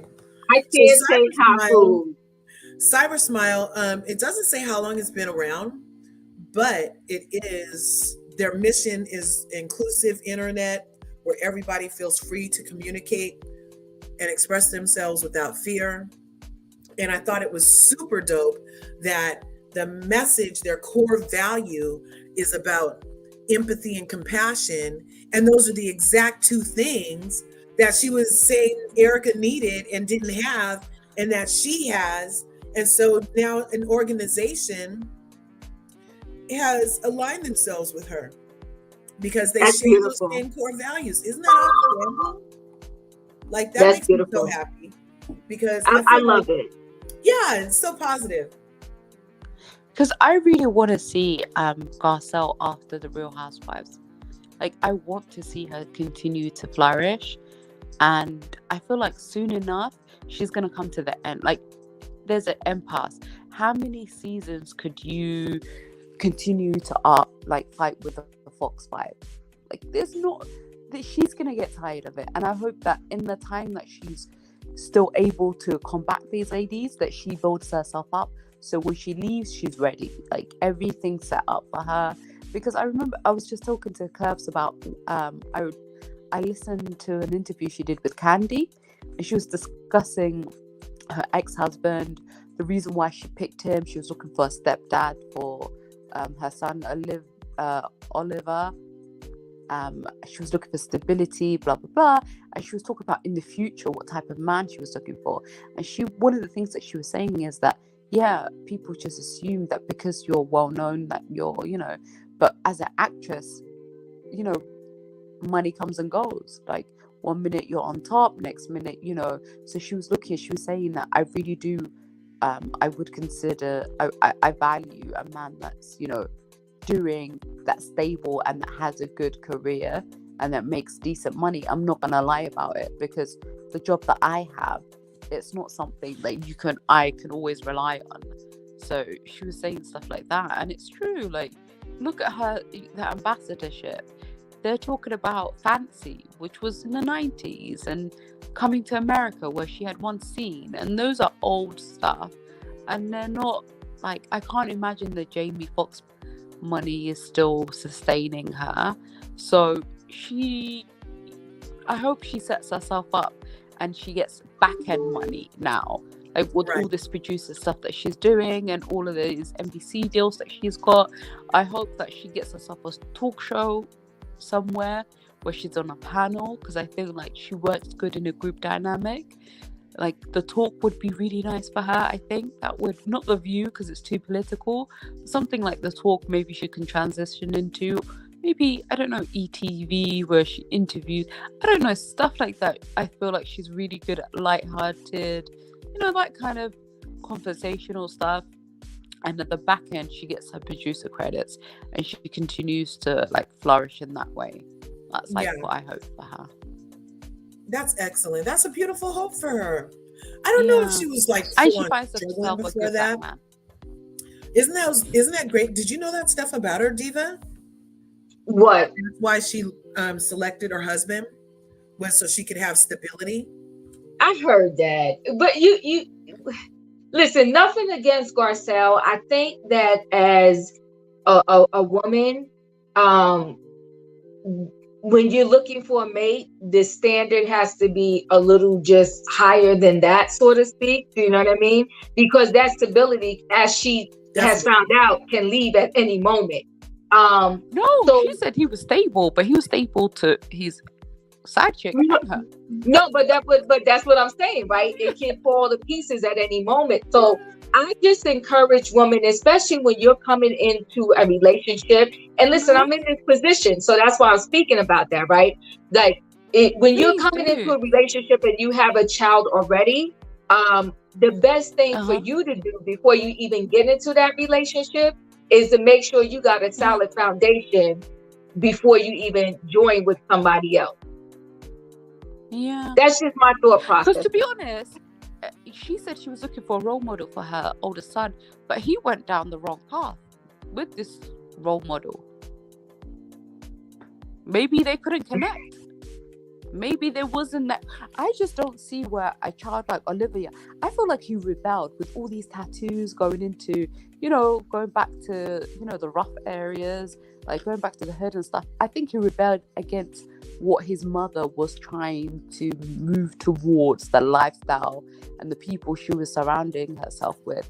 Maybe he rebelled against that and he said, no, I don't want this. Like, you're trying to make us all this cookie cutter suburban kid family. Right. This is not what I want. I don't know. I wonder, sometimes when people start taking D's, it's just because they felt like they were at a party and something happened. And then they were like, oh, they want that feeling again, but also sometimes it's because of a deep-seated trauma that you would even be open to experimenting with something that is highly addictive and life-altering. So both are probably hand in hand, but I'm just praying like for healing for him always, even now. Have they ever spoken about his dad? Affairing that he's been doing.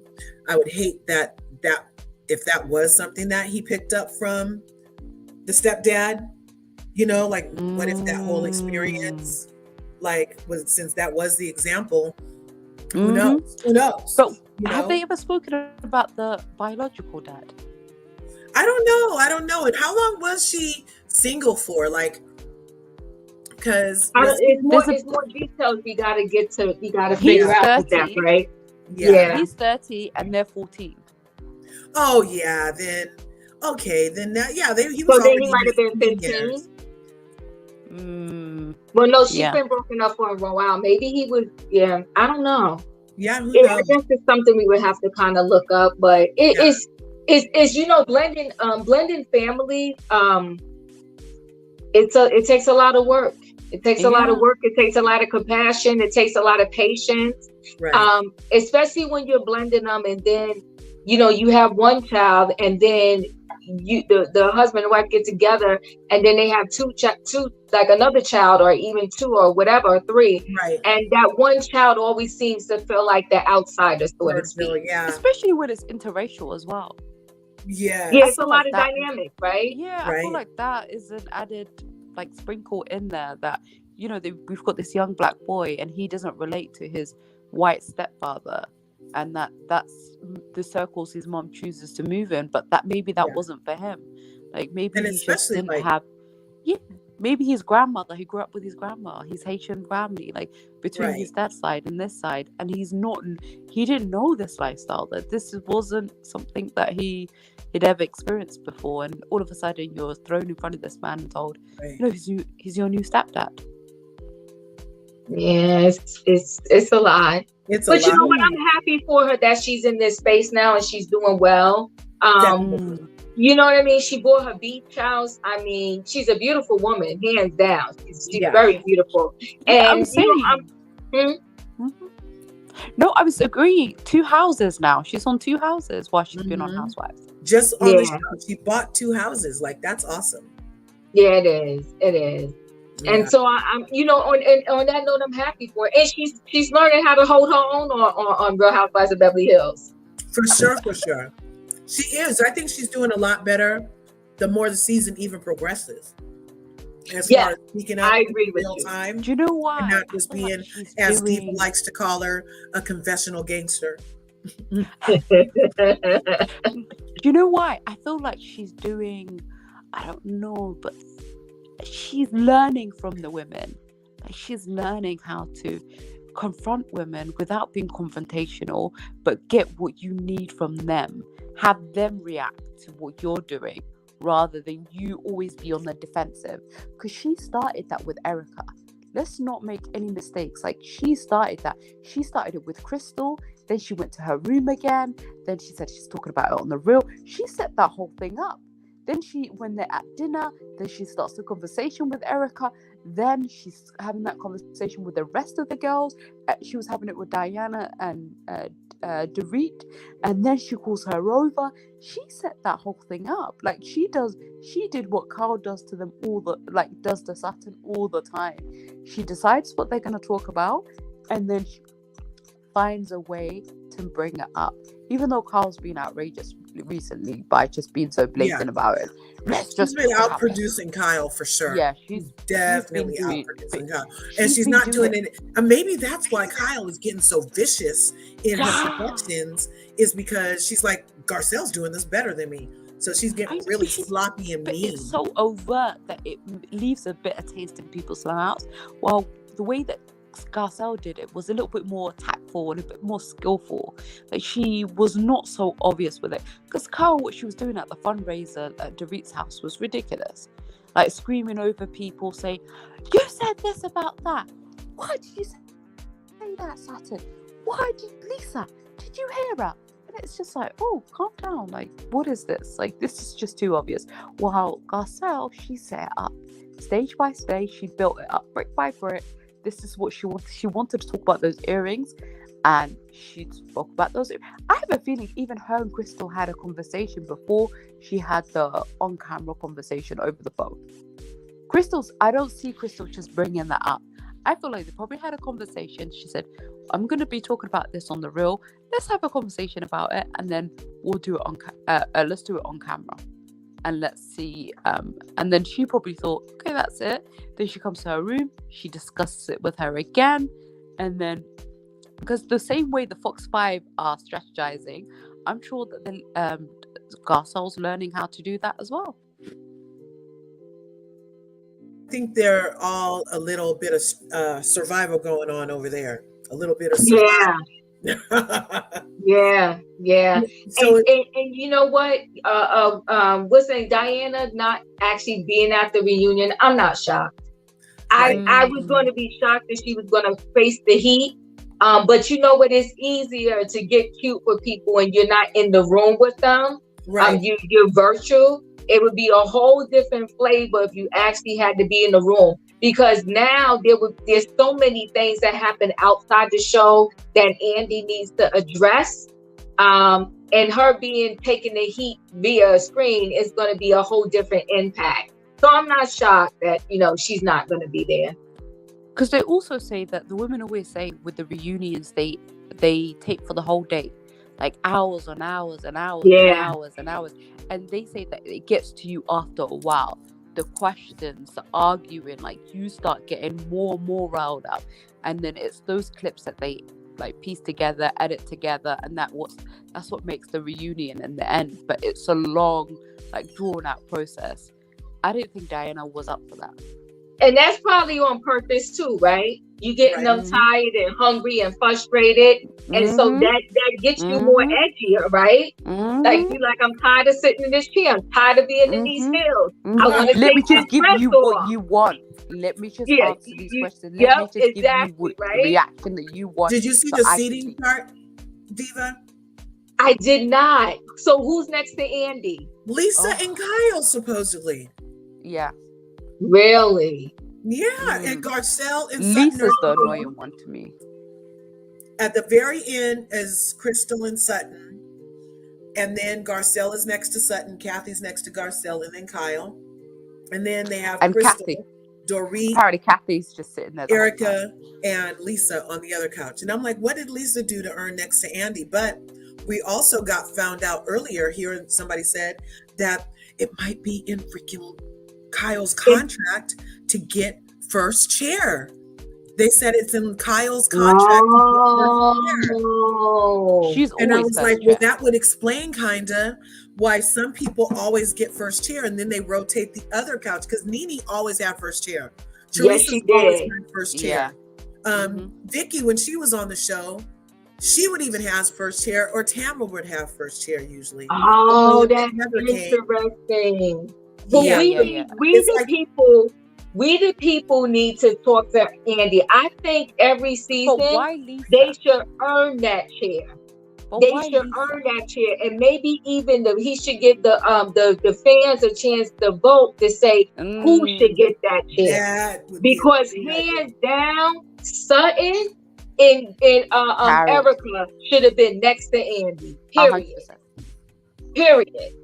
And then Garcelle was definitely a close second. Like, to be up there a little bit because she confronted Erica No, but more I than don't she think ever she did. gave enough. Garcelle didn't get jumped. Sutton got jumped. Yes, Sutton deserved it. I'm sorry. Let Sutton me tell deserved you it. something. Sutton deserves a bonus for what she went through for the last 2 seasons. It was egregious. That's my girl. She was getting hissed at, snowed at. She needs hazard pay, you guys. This woman take. She needs hazard pay. You said it. That's the right word right there. She needs hazard pay.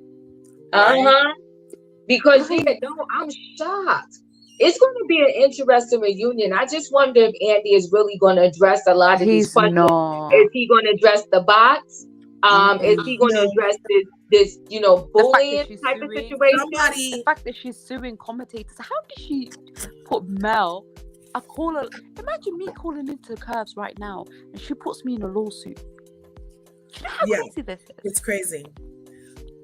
You can't sue for opinions, I didn't think. But somebody else. Imagine she's suing the callers. Not only she's crazy. Somebody speculated though that she's suing about the bots so that when a question comes up about it, she can say, "Oh, it's an ongoing investigation and I can't comment on it right now." She's smart. She's not stupid, right? Right. She's not a stupid lady. You got to give that to her, right? Now, Diva? Are you on Twitter now? Huh? Diva, are you on Twitter now? Are you on the Twitter, Diva? No, I'm not. I did not go on it yet. Yeah, I did not. On Twitter, even with the bots lawsuit, she included some people that aren't on Twitter. No way. Yes. And they were like, so why am I in it? You know that Nene? They were like, what is happening? So a lot of them on Twitter were saying, but you know what, she's a smart lady, right? Because you do all of these lawsuits and you do all of this looking like you really care. So now that can minimize the backlash and the questions that are going to come your way, right? So here it is. If Erica gets questioned about these earrings and, not caring and whatever, now whether she donated, pledged or whatever, this thing out there of her giving up $100,000 is out there, right? And so you're going to have some compassion for that. And then now again with the bots. So, your name was kind of wrapped up in it, saying that if you didn't single-handedly do it, you at least funded it because they, the claim was that the other ladies really didn't have the money to fund it. But now you're suing them right before the reunion. She's not stupid. But with the thing about the Twitter thing is that so many accounts, those big accounts that are like super fans of the Housewives that love all the franchises, always tweets like, Queens of Bravo and those type of people. Loads of those types of accounts were saying at Andy, listen, we are your fans. Like, our chatter keeps your show going, but now if your talent is going to sue us, we're just not going to talk about you anymore. Like, we're going to talk about other shows. We can't talk about a show where we're scared that we're going to be sued if we say the wrong thing. This is Twitter. We're fans of Bravo. We're not fans of her. We don't know who she is, but you're not defending us from her. And now we feel like we're under attack if we say anything. Exactly. So you promote your own shows. Like, there were so many of them that were atting him. And they had like thousands of likes. And I felt like people were fed up. They were just like, every day it feels like we're being under attack. Because these people were like legitimately, the only thing they did was they were tweeting how they investigated these accounts that were going after Garcelle's sons, and they realized that they were bots. So the people that realized that did the investigation, that went into these profiles and found out that they were bots are the people that she put in the lawsuit. Oh, okay. That makes okay. I did see one video, you guys, where the guy was like, okay, the bots attacked Garcelle's son, and he broke down how he went to several different bot accounts and saw that some of these same bots were following Diana and Lisa, and like they must be the ones in charge because they aren't following any other housewives except for Diana and Lisa, and so da da da da da da. So he got real specific in how he came to the conclusion. I do remember that, and I did go look for it, and I couldn't find it again.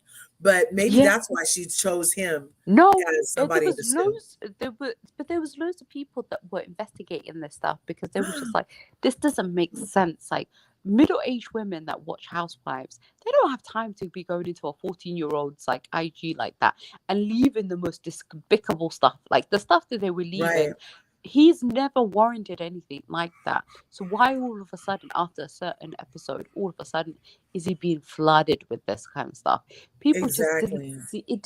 It didn't seem logical. Like it's something that we've never seen before. So people just went into their profiles.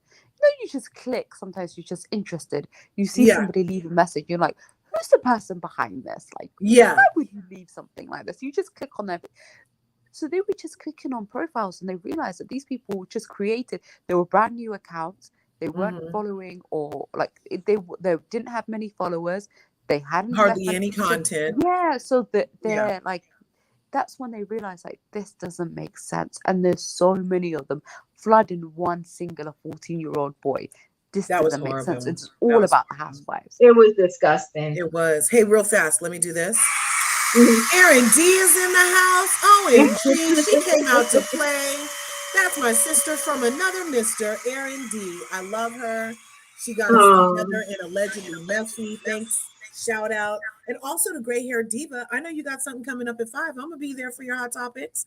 And M8 is in this house. And I know we'll see you over in Diva's house also, MH, because I'll be seeing you in the streets over there. And I'm so thankful that Elaine Hartgate. No way. No freaking way, Elaine. I love you guys. Both these ladies are from our Allegedly Messy chat group on Instagram. It's so fun because it's people that we met in the YouTube streets, and now we have a chat, and so we get to share our family stuff and things we think is funny and everything. So it's like it's so interesting how this whole entire YouTube experience is the new pen pal, but on a whole other level. You know what I mean? Yes, I do. And also, I was likening it to, remember in the 70s, Diva, they had CB radios, and people used to put CB radios in their car so they could talk to people that they never even saw their face. And they would be on the mail, and that was so cool. But this is like that on a whole new level. Mean? I love it. I love it. I love it. Like the truck drivers used to use it a lot. Yes, CB radios. Those truckers used to use it. But out here in Oakland, where I grew up, people used to put them in their cars. Wow. They would just talk to, like, if you were in East Oakland, you could talk to somebody in West Oakland. And it was pre-cell phone, you guys. It was pre- Yes, it was. You know, it was we going back. Communication. And so, like, that's how people were getting down. And if you could have a freaking CB radio in your car in the 70s, you were the shizzle. If you had that in the 8-track, you wouldn't say nothing but a word. Okay? You wouldn't say nothing but a word. But you guys, let me go. You know, I gotta set up my water and everything before I get on. It was beautiful being over here. Keep doing your thing. I love you. You're amazing. So you do your hot topics every Friday. Hey, Corey. I was gonna ask you a question, Diva. Yeah. Before you, because I started seeing you on Sherelle's World. Before then, did you have a channel, or was that you just started calling in? And then no, I did. I didn't go on as much on my channel, and then I would always do pre-recorded videos. Always did pre-recorded. And then I started slowly saying, okay, I'll do a live here and there. Then I just started to add more. And then I think this weekend, I don't know if you do this one, Curbs, Love and Marriage Huntsville is coming I'm back on this definitely weekend. doing that. I might do a live freaking reaction because I saw that video of the fight when it really happened IRL. Like whenever she goes live or Martell goes live or Coleslaw, I'm clicking it, right? And so like, I saw nipples and everything, and I was like, "Oh, I'm sorry, I didn't want to know you like that, Melanie." And Too yeah, much. that was freaking intense, right? But hey, you Yes. know what? We're all gonna go over. Corey's in the house. What's Hey. good? We're gonna go over and see Hey, Diva. We're gonna go over and see Diva. I'm definitely doing Love and Marriage Huntsville tomorrow. Check me out. I'll post it. I'm doing a live reaction. No way. Make it make freaking sense. It's in the freaking house. I was like, I told Diva, I said, Diva, why aren't you doing more lives on your channel? Diva, why? Because she did one, and I liked that. I was like, Diva, why aren't you doing more lives? You remember? I think you've gone on with a guy. I do remember. Yeah. This is so intense. I like have big ass butterflies in my belly right now because you guys are here. We don't get enough of you in pre-recorded. Oh my god, I'm so freaking cheese balls right now. You guys were making my freaking Friday even more Friday, okay? And I was just trying to wrap it up because I've been in the house for 2 hours, and we got to go check out Diva's stuff. Make it make sense. Are you coming on tonight? No, I'm going to see Honk If You Love Jesus. Oh, I want to see that bad. Wait, what are you going to see? Honk If You Love Jesus. With Regina, right? Oh, it's in the theaters? Yeah, you see this crazy fool? Let me see. I don't see the dog. Let's see the dog. No, we can't see him. Hi.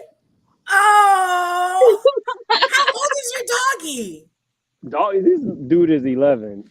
Oh, he's almost a unicorn. Yeah. How sweet. Curbs He better be glad his hair is her white dog because on the for rest at of it's least 10 turning gray. That's Listen, crazy. it could be my dog then. Right? Oh, wait, That's okay, so amazing. did y'all hear some of these rumors? About What? So allegedly, Rena walked off stage. Yes. At the reunion? He told and us. quit. And quits on the spot. Yes. Somebody said that. I think it's a lie. Yeah. Or else somebody would have picked it up by now. For real. Chase, come on. But it just happened Like today. TMZ, or somebody would have picked it up by now if it was really, really well. Not if it was like a tip of somebody on the set. Mm. There was another one. They're saying that Kathy was allowed to have her publicist there. Kathy sent out cease and desist, and the other wives weren't allowed to say certain things about Kathy.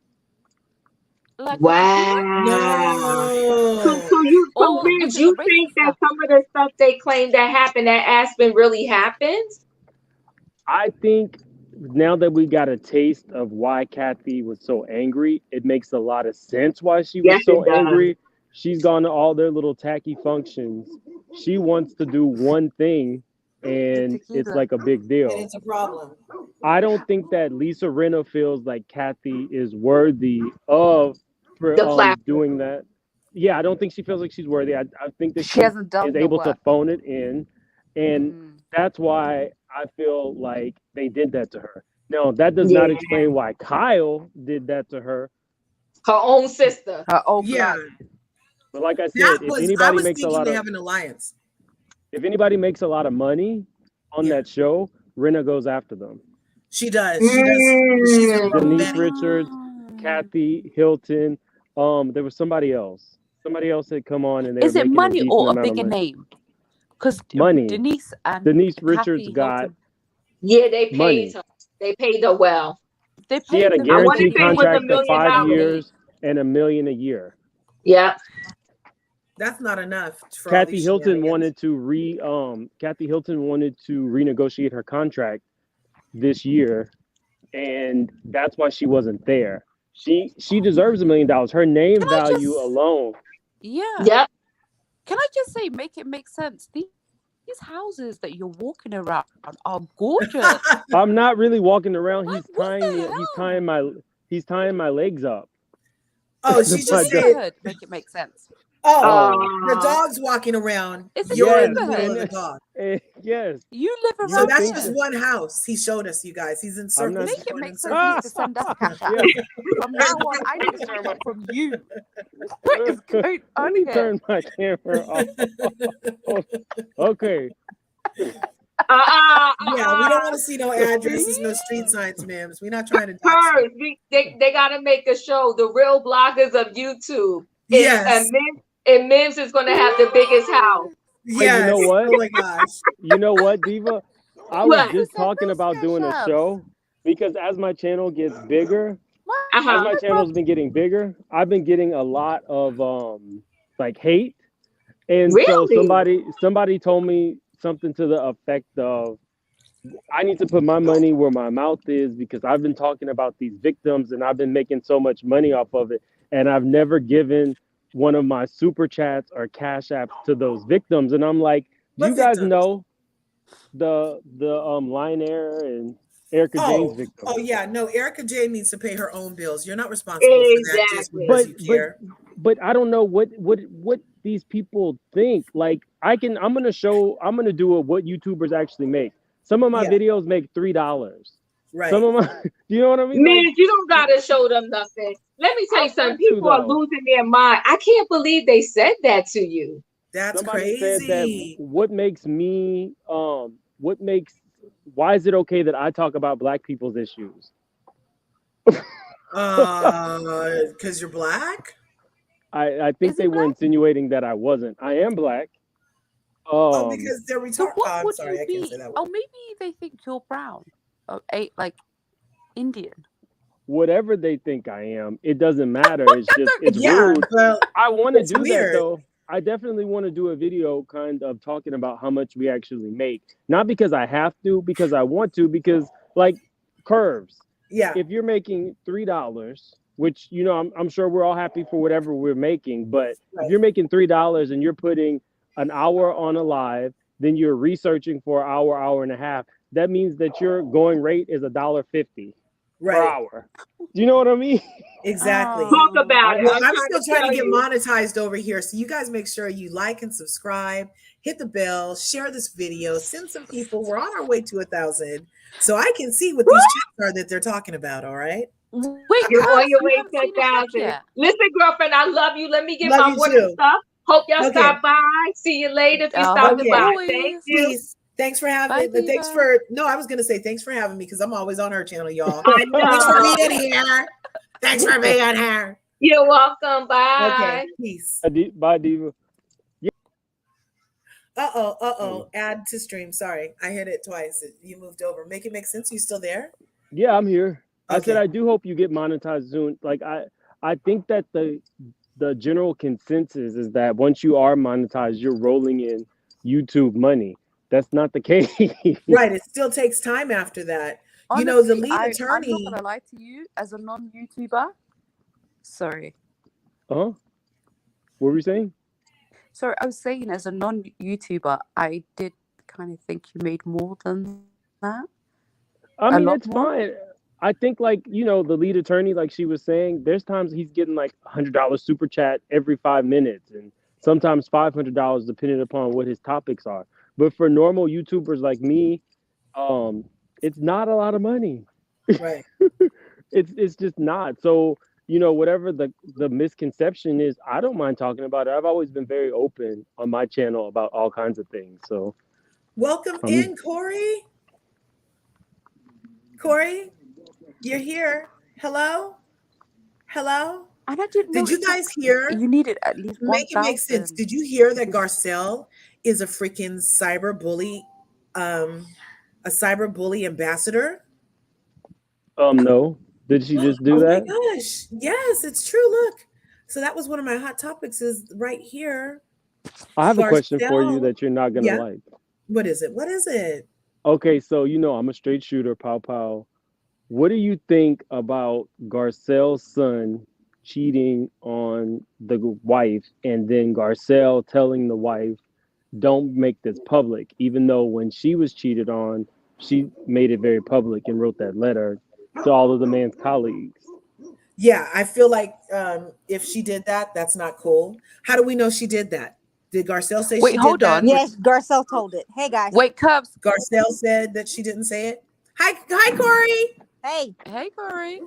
Hey, Everybody MA. check out Corey. She got a YouTube channel, her and Lola Lane. So check out Lola Lane over here in these YouTube streets. Like and subscribe over there. Keep it all in the family, you guys. Thank you. But go ahead. I was saying that if she did say that, then that's messed up because who are you? Yeah, no, you're like famous because you sent emails to the But company. But Curbs, what about if she said it because she regrets what she did? Because she always says, "I regret sending that email. It gave me Why did she all of regret this sending that email? negative I need to attention." know why. Because she didn't Because it know it seems was like going the to be leaked perfect by his response. sorry, she didn't know it was going to be leaked by his colleagues. She was like, "I did it in a fit of anger. I was angry in the heat of the moment. I sent that email to his work colleagues because I wanted to hurt him." But now looking back, I have children with this guy. It's not a good look Take for your new her. shirt It's off never because going to it's be a white good and I look don't for want that her. orange So getting on there. maybe she thought BS. the Is same. this more? Is MH more evidence? Well, Are you her more evidence? husband, half their marriage, he had a relationship. No. MH, Yes. are you more evidence? More evidence. No, I mean there was a British caller. I think her name was More Evidence. That's what I don't know. I call BS on what you just said. Just because if she regretted it so Oh no, much. I'm not more evidence. Oh, okay. If she regretted it that much, she would not have brought it to a whole new venue. I mean, a whole new audience. She brought it to the Beverly Hills audience. Yeah, I didn't as even if know it she was did that until she as got if here. it was a talking point for her. Right. I'm sorry. I So like she Garcelle, said but I called it she like I spoke see it. about that. So she Yeah, well, she spoke about it when that. she did it. Oh, she So spoke she about spoke about regretting it when she did it. So she No, told, she spoke.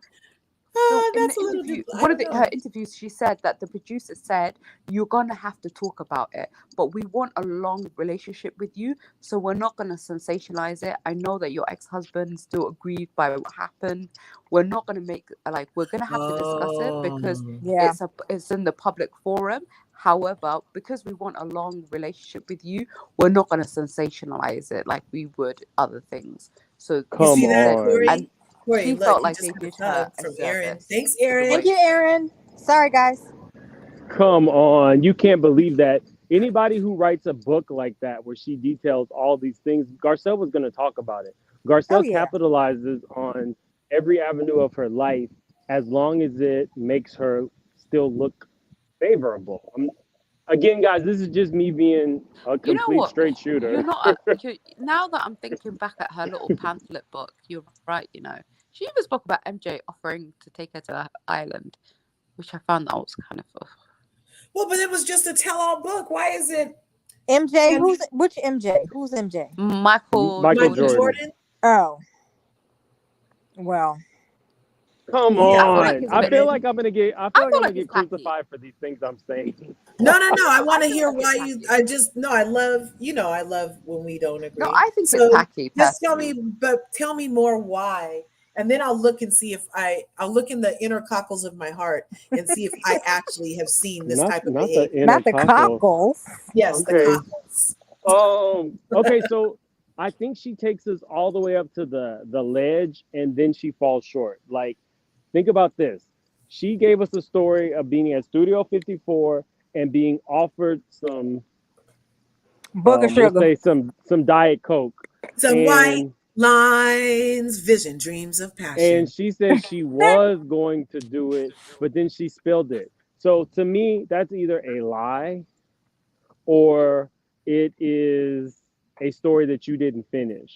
I only hit it once, but I Because didn't I inhale. can tell you this. She you didn't get do what it. I'm saying? So I Yeah. can you tell you smell this. what She I'm didn't cooking. do it. Okay. Because Why? her immigrant mama would have whooped her behind. I'm telling you. She didn't But do it. didn't she say she moved to New York at 17 by herself?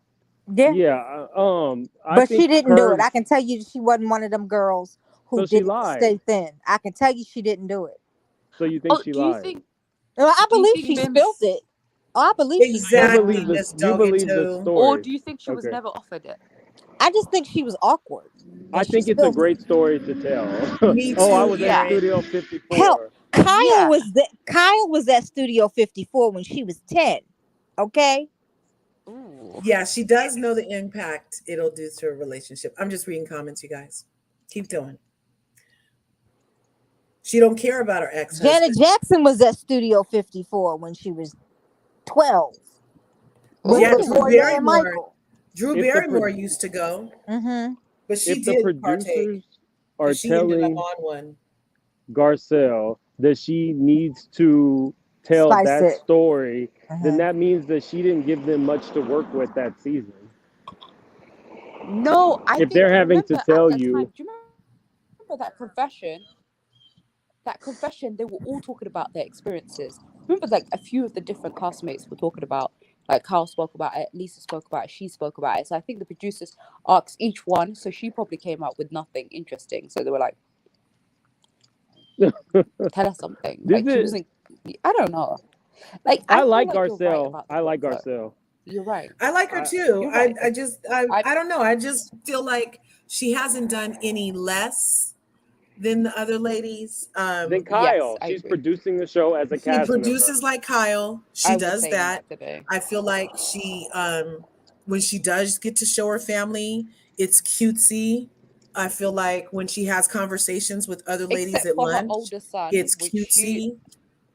she threw I her don't really older know. son under the I don't bus. maybe I'm not expecting a lot from her, you guys. Like I told you, I was over Beverly Hills. So my expectations were like gutter low. Not saying Not that she's gutter. gutter, but I didn't have like any expectation. I'm just watching it because Garcelle is on the show at this point because I was done with their antics. I was done. Yeah. And I'm about to if Erica comes back again and I have to endure her being on my TV platform telling me that people are alleged and that the everything that we're hearing about what we kind of, were like googly eyed over all the shine and sparkle that she gave us for so many Mm-hmm. years. And then to find out that it may have all been funded off of everything that we're hearing, Blood money. it's disgusting. And I don't want to be part of it anymore. And I hope she's off my screen so that I can keep watching Garcelle and look for the reasons that Mims don't like her ass. No, I don't have a problem. I don't have a problem with. I'm now newly Team Garcelle and Sutton. But I'm never Team Sutton. I do have expectations. Like I want some of the real. So Kyle is a producer, right? But sometimes Mm-hmm. when Kim was there, she didn't have a choice but to give us the real because the reality came out. That's what I Mm-hmm. want from Garcelle. But you can't I, get it from Garcelle because she doesn't have any real relationships with these women. Yeah, so I Well, don't she I think feel she's had like one with really. Brenna. I don't. Well, even no, I that thought they were after what she industry did to friends. Denise, she knew she didn't have a friendship with Rena, No, but I and she feel like treated they her were industry accordingly. friends. I don't really believe. They Remember when met she when showed us her they all girlfriends? met when they weren't hot. I know, but remember They she all showed us met her when they girlfriends? weren't on TV shows or they weren't making any money. So I don't think they were actually, just That's fair. industry friends. Denise and Garcelle met on the set of a show ASAP that they is were in the doing. house. Yeah. Thanks for being here. Hey, Happy Fifi. Hey, Friday. Fee.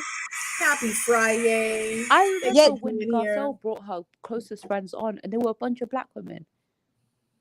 that Like doesn't mean Yeah, those she are we her doesn't need have to core. white friends. we need No, to no, I'm have saying another like scene like that that's her because none of core these white group. ladies have had friends. Yeah. None of No, these but what white I'm saying ladies is have like had a that's her single real black core friend group. in 10 Those are the Yeah, I years. type of didn't say women that Brenna know was a everything core about friend. her. I just No, no, said that I'm she saying had is like known her. your sister can evoke a different reaction than a different reaction than a woman that you met in the industry. It's not going to be the same, or a close friend. Like if we brought those women on, those group of women that Garcelle was Mm-hmm. really friends with, the ones that know her realty, and they got into fights and they got into arguments, that you would No see one a would different watch it. reaction. No one would watch it. Okay, so let me explain what I mean.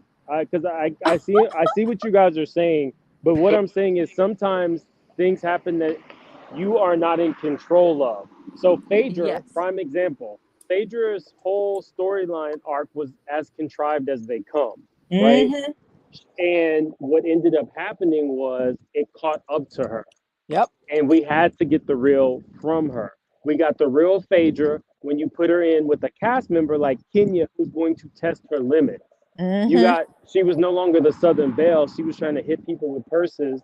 And then we found out about Apollo's problems. With Kyle specifically, she did have her sister there who could let us know this is not how she actually behaves.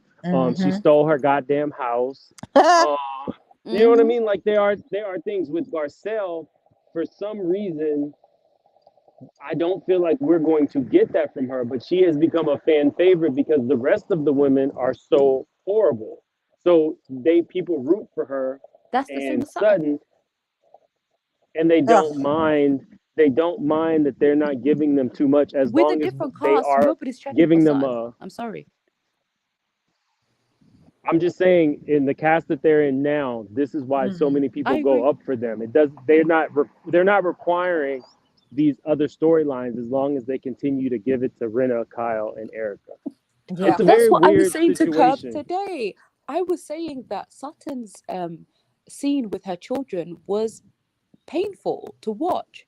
Nobody wants to see that. It was painful to Garcelle hear and too. The sound of that mayonnaise was disgusting. like no, Garcelle and her family, her two twin boys are boring, and her house is boring. Like it's just it's a normal house. Like there's not much you can look at. Her Oh, and like she Kenya. doesn't want to show like much of the relationship between her sons and her either, like the true her family. Like I just don't see her giving like when I see there's solo scenes, all of Mhm. them from Kyle to Dorit to Erica are all fast forward worthy. They can only Mhm. function as a group for Mhm. me. Like when they're not a group, when it's not a group scene, I'm bored. Kenya is another one. Kenya came on with a contrived storyline. Right. Kenya is my absolute favorite housewife. Love her to death. But I Mhm. call it like I'm a straight shooter. Her storyline was she was this producer moving to Atlanta. She had rented like a 10,000 square foot home, and then when that fell through, we saw her in that extended stay with a white refrigerator. Then Right. The some of her ghetto. storylines are contrived, yes, but when she brought Matt onto the show, we found out that she was the kind of girl who would have sex in the back of a Durango because she didn't want his crazy ass in the house. And that was good to me. That was some reality that we didn't expect from Right. Kenya. So I Right. want that from Garcelle. I am Team Garcelle. I am Team Sutton. If they get rid of these girls, then Sutton and Garcelle are going to have to step up to the plate and give us more. Thank you. That's what I They're was gonna not say though. because the reason why I feel like with Beverly Hills, the difference with Atlanta is that everybody used to fight. Like everybody would fight, like the bigs and the smalls. They tried it for one season, but these women could never get along. So 1 minute Phaedra's fighting Nene, then she's fighting Kenya, then she's fighting this one, then she's fighting that one. Nene's fighting Kim, then she's fighting Kenya, then she's fighting Portia. These women could never get along. But with Beverly Hills, we're at a standstill because 4 or 5 women have decided that we're better as an alliance. And once that happens, it's not good TV. Right. That's what's Because I going don't on watch Survivor. in That's too Atlanta right Survivor. now. They're eating Yeah, me they up in do the have comments. alliances on With Atlanta. Candy and Atlanta Kenya. wasn't a good season either. That's what's going on in Atlanta right now. Yeah. Candy's With trying to Candy and get Kenya. yeah. Candy and Kenya are the alliance. They are Yeah. trying to grab Sheree, but Sheree keeps straddling the fence. Mhm. And they're Sheree's a little slow. She don't know no better.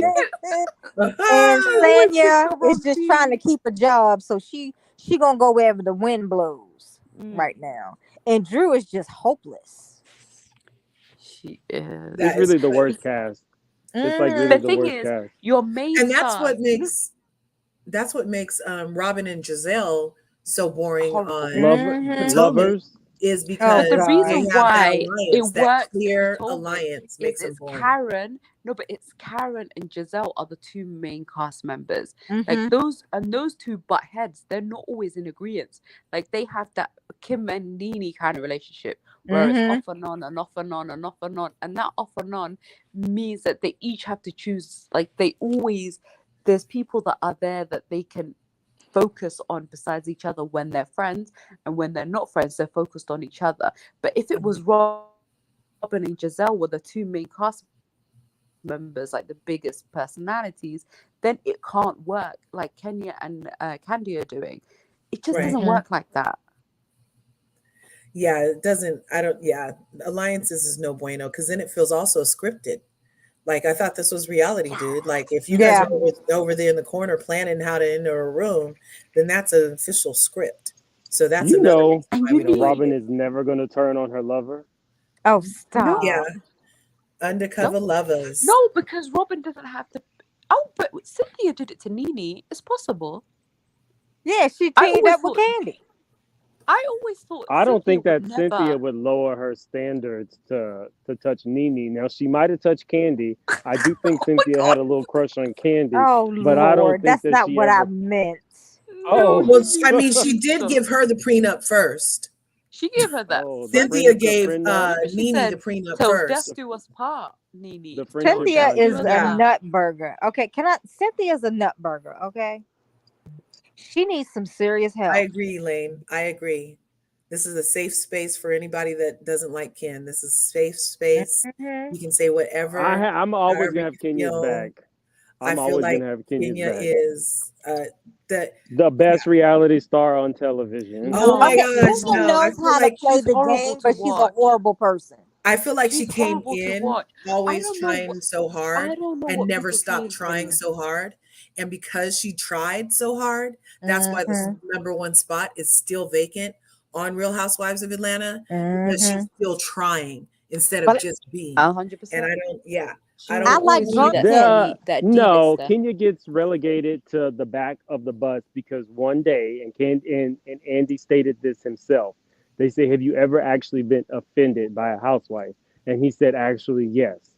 He was giving it to Kenya, but he was chewing gum, and Kenya was on her phone at a reunion, and so he says to Kenya, honey, with all due respect, put your phone up." And she was like, "Honey, should you be chewing gum?" And he said, "Okay, fine, I'll swallow it." And Kenya said, "I'm sure that wasn't the first time today that you said that." Oh, wow. No, she didn't. That She must have didn't been the lie. year I skipped. Shannon Van is in the house. Hey, No Shan. way. Uh, Shannon Van, thanks for popping I like in.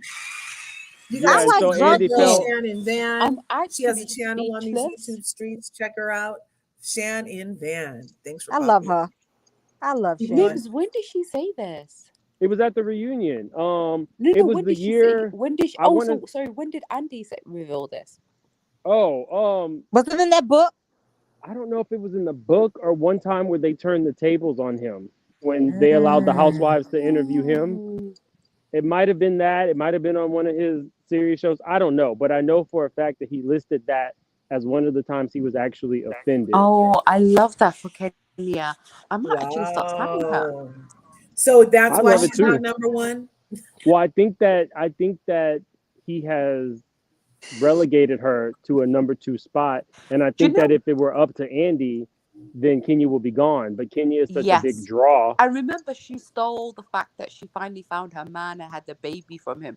He feels like that was something that they could have used for ratings, and she didn't give them that. And that's Right. one of the The reasons baby why and I'm the sure marriage, he was right? upset with her. Yeah, The Yep, remember and baby the when and she the producers finally of marriage. the found show. her happily ever after? So we thought she didn't put it on the show. Mm. But she was But You still know, taking Naomi's us getting around drug sperm through the banks in season 2. divorce. yeah, I really didn't. I really don't care enough about Kenya to really care if she Do you had know what it gotten is for married me? I thought you or had good had a taste, baby. Corey. No, not. You know what? Let me say this. I've said this 1,000 Yeah, Kenya times. can't. I liked Kenya when she won Miss USA because there weren't that Mm. many black women winning these pageants, and she was just like, And she was she a was dark skinned black woman as well. she was just beautiful. Yeah. Period. Yeah. But it And means more. yeah, and then I looked up to her so much. And then, like I always say, ma'ams, don't ever meet your Don't meet your heroes. And heroes. I saw her being Oprah mean was and so mean. nasty. Oprah was so mean when I met Oh her. yeah. What did she do to No you? No, I believe way. it. Because I used to see Oprah around Baltimore when she was here. She Yeah, was I just, believe it. I it believe it. was just all TV. All her Yeah, niceness was so on you told the TV. story before. Yeah, like I met her when she did that walk across America thing, and then she was getting Mm. everybody in every state walking. And I was in LA and Hollywood, and she did it at Griffith Park. And we had to go walk around Griffith Park. And she was like not as accessible as she seemed to be on the show. And when I went to go say hi to her, like she looked right at me and then said hi to the person behind me. I was like literally like right there. And What she went color to was the the next person behind you? person. They were black. So I knew it Oh, wasn't like a race thing. I don't know. It was just my feelings were hurt. So then when she went to another place and stopped, it was like following a freaking mascot at Disneyland. I tried again and she ignored my hand again. And I was like, Mm. no. well, I'm gonna go ahead and out on a limb and say, no, that's your fault. When Yes, somebody I was shows you who helping they you. are, you should have believed it the first time. Mm. You Well, won't and get I a was second like, time with maybe me. it, I mean, I, That woman got good eyesight. She knew what she was doing. yeah, she did. I was like, no way. So it was very disheartening. What was your experience with Kenya, Corey? I didn't meet her in person, but it was just her actions on the show. I was just Like Uh-huh. seeing like, her in reality. I was like, Yeah. why? Why Yeah. are you so mean? The thing I don't like, I think, do you know what I think? It's twofold, but with Andy, I don't think he likes Kenya because he doesn't get the same kiki that he used to get from Nene. Nini and some of the others because he used to look down on these women. As much as he acts like, oh, I'm just, Andy around the way. He used to, the same way we found it funny that Kim and her two like kids, she was chain smoking outside her car with a red cup. Like they That weren't was aspirational. hilarious. Let me just put Hmm. it that Yeah. way. Yeah, like they weren't aspirational women, but they were around the way women that we found Speak entertaining. for Like yourself. we found them entertaining. I love Kenya's, Kim. I Yeah, no, we were he saying like we liked them in that scene. Like but we they're not liked it. aspirational women. Like they're not the type of I women would that I wanted to you be would like want your Kim. I daughters wanted to to be be able like. to I no no no You no. wanted to I be Oh, like you wanted wanted to them. be a Kim? I, Okay. no no no. I wanted to be able to say, oh, I don't know how much this what did she buy? A Cadillac. I don't know how much that Escalade cost her if I got a good deal, but I drove it off the lot in 5 minutes.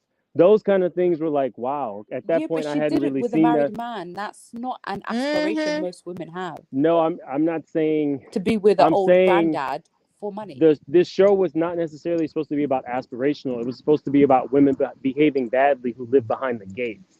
At that point in my life, I had not seen that. I didn't Yeah. grow up with that. So to Yeah. see normal people living like Oh. celebrities is what I meant.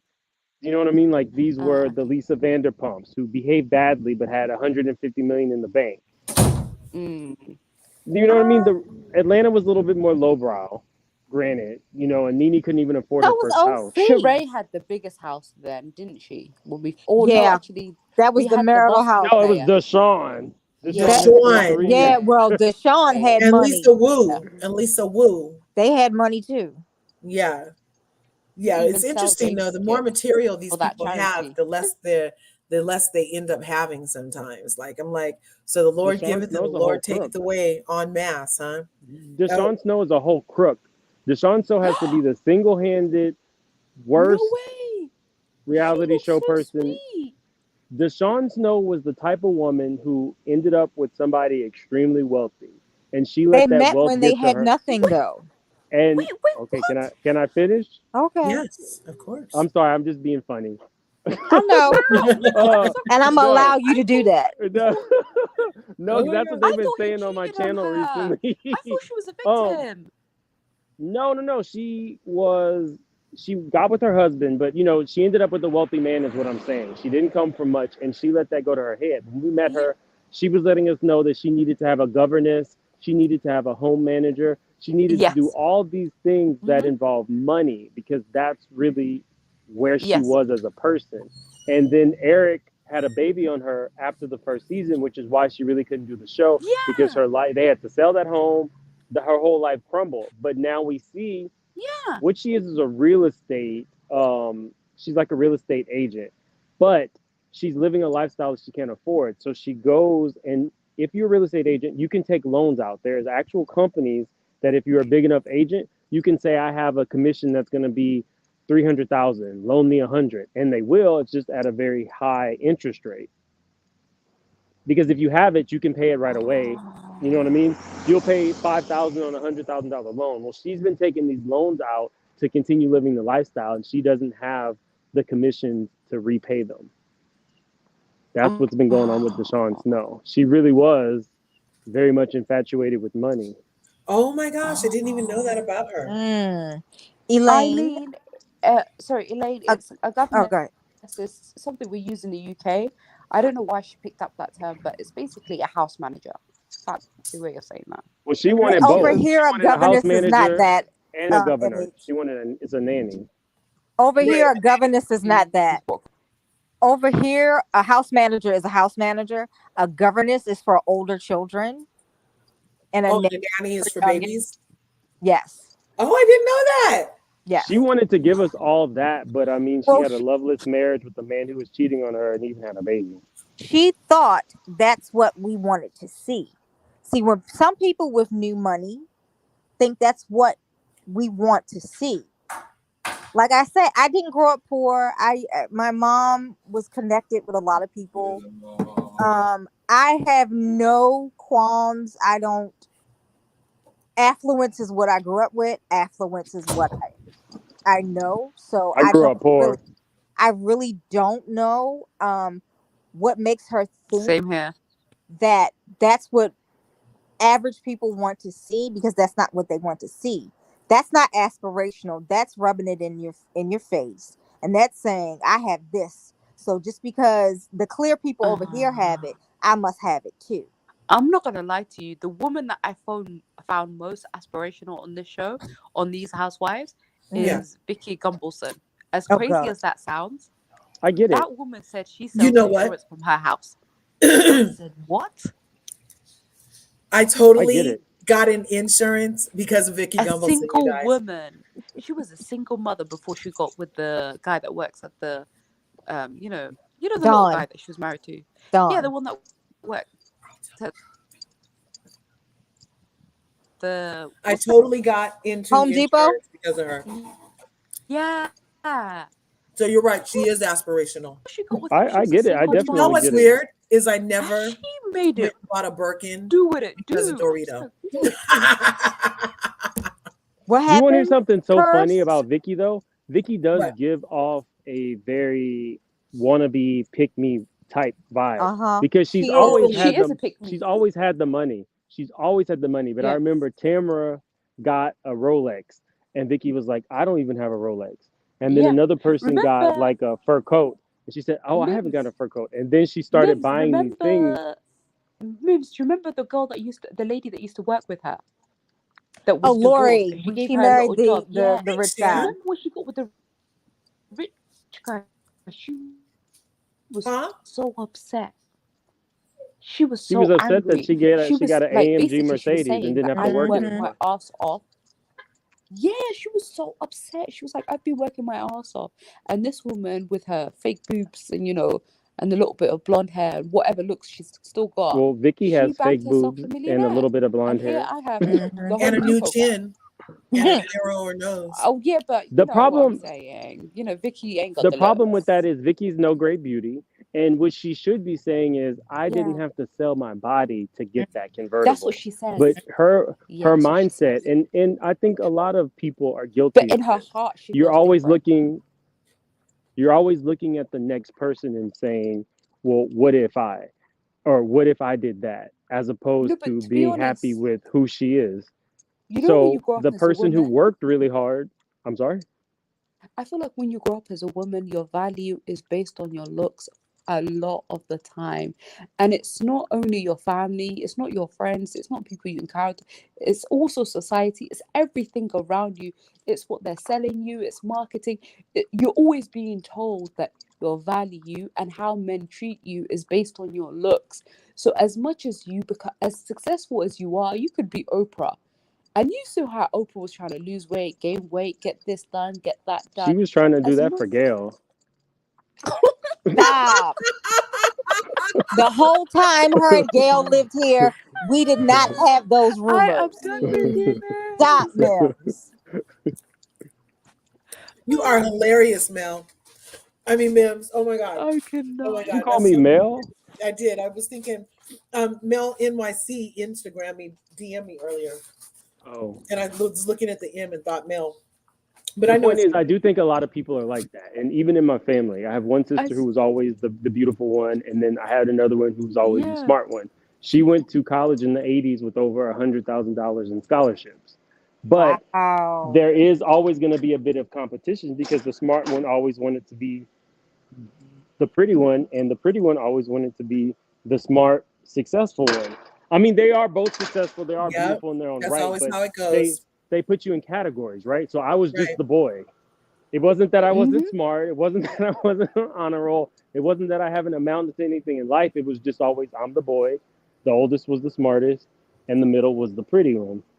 And I think that, just in human nature, you always want to be those things that you're told that you're not. Right. Vicky always wanted to be the pretty Yeah. woman who was taken care of. She just Yes. didn't have the face for Yes. it. Yeah. Right. Yeah. Or But the also, I think attitude, really.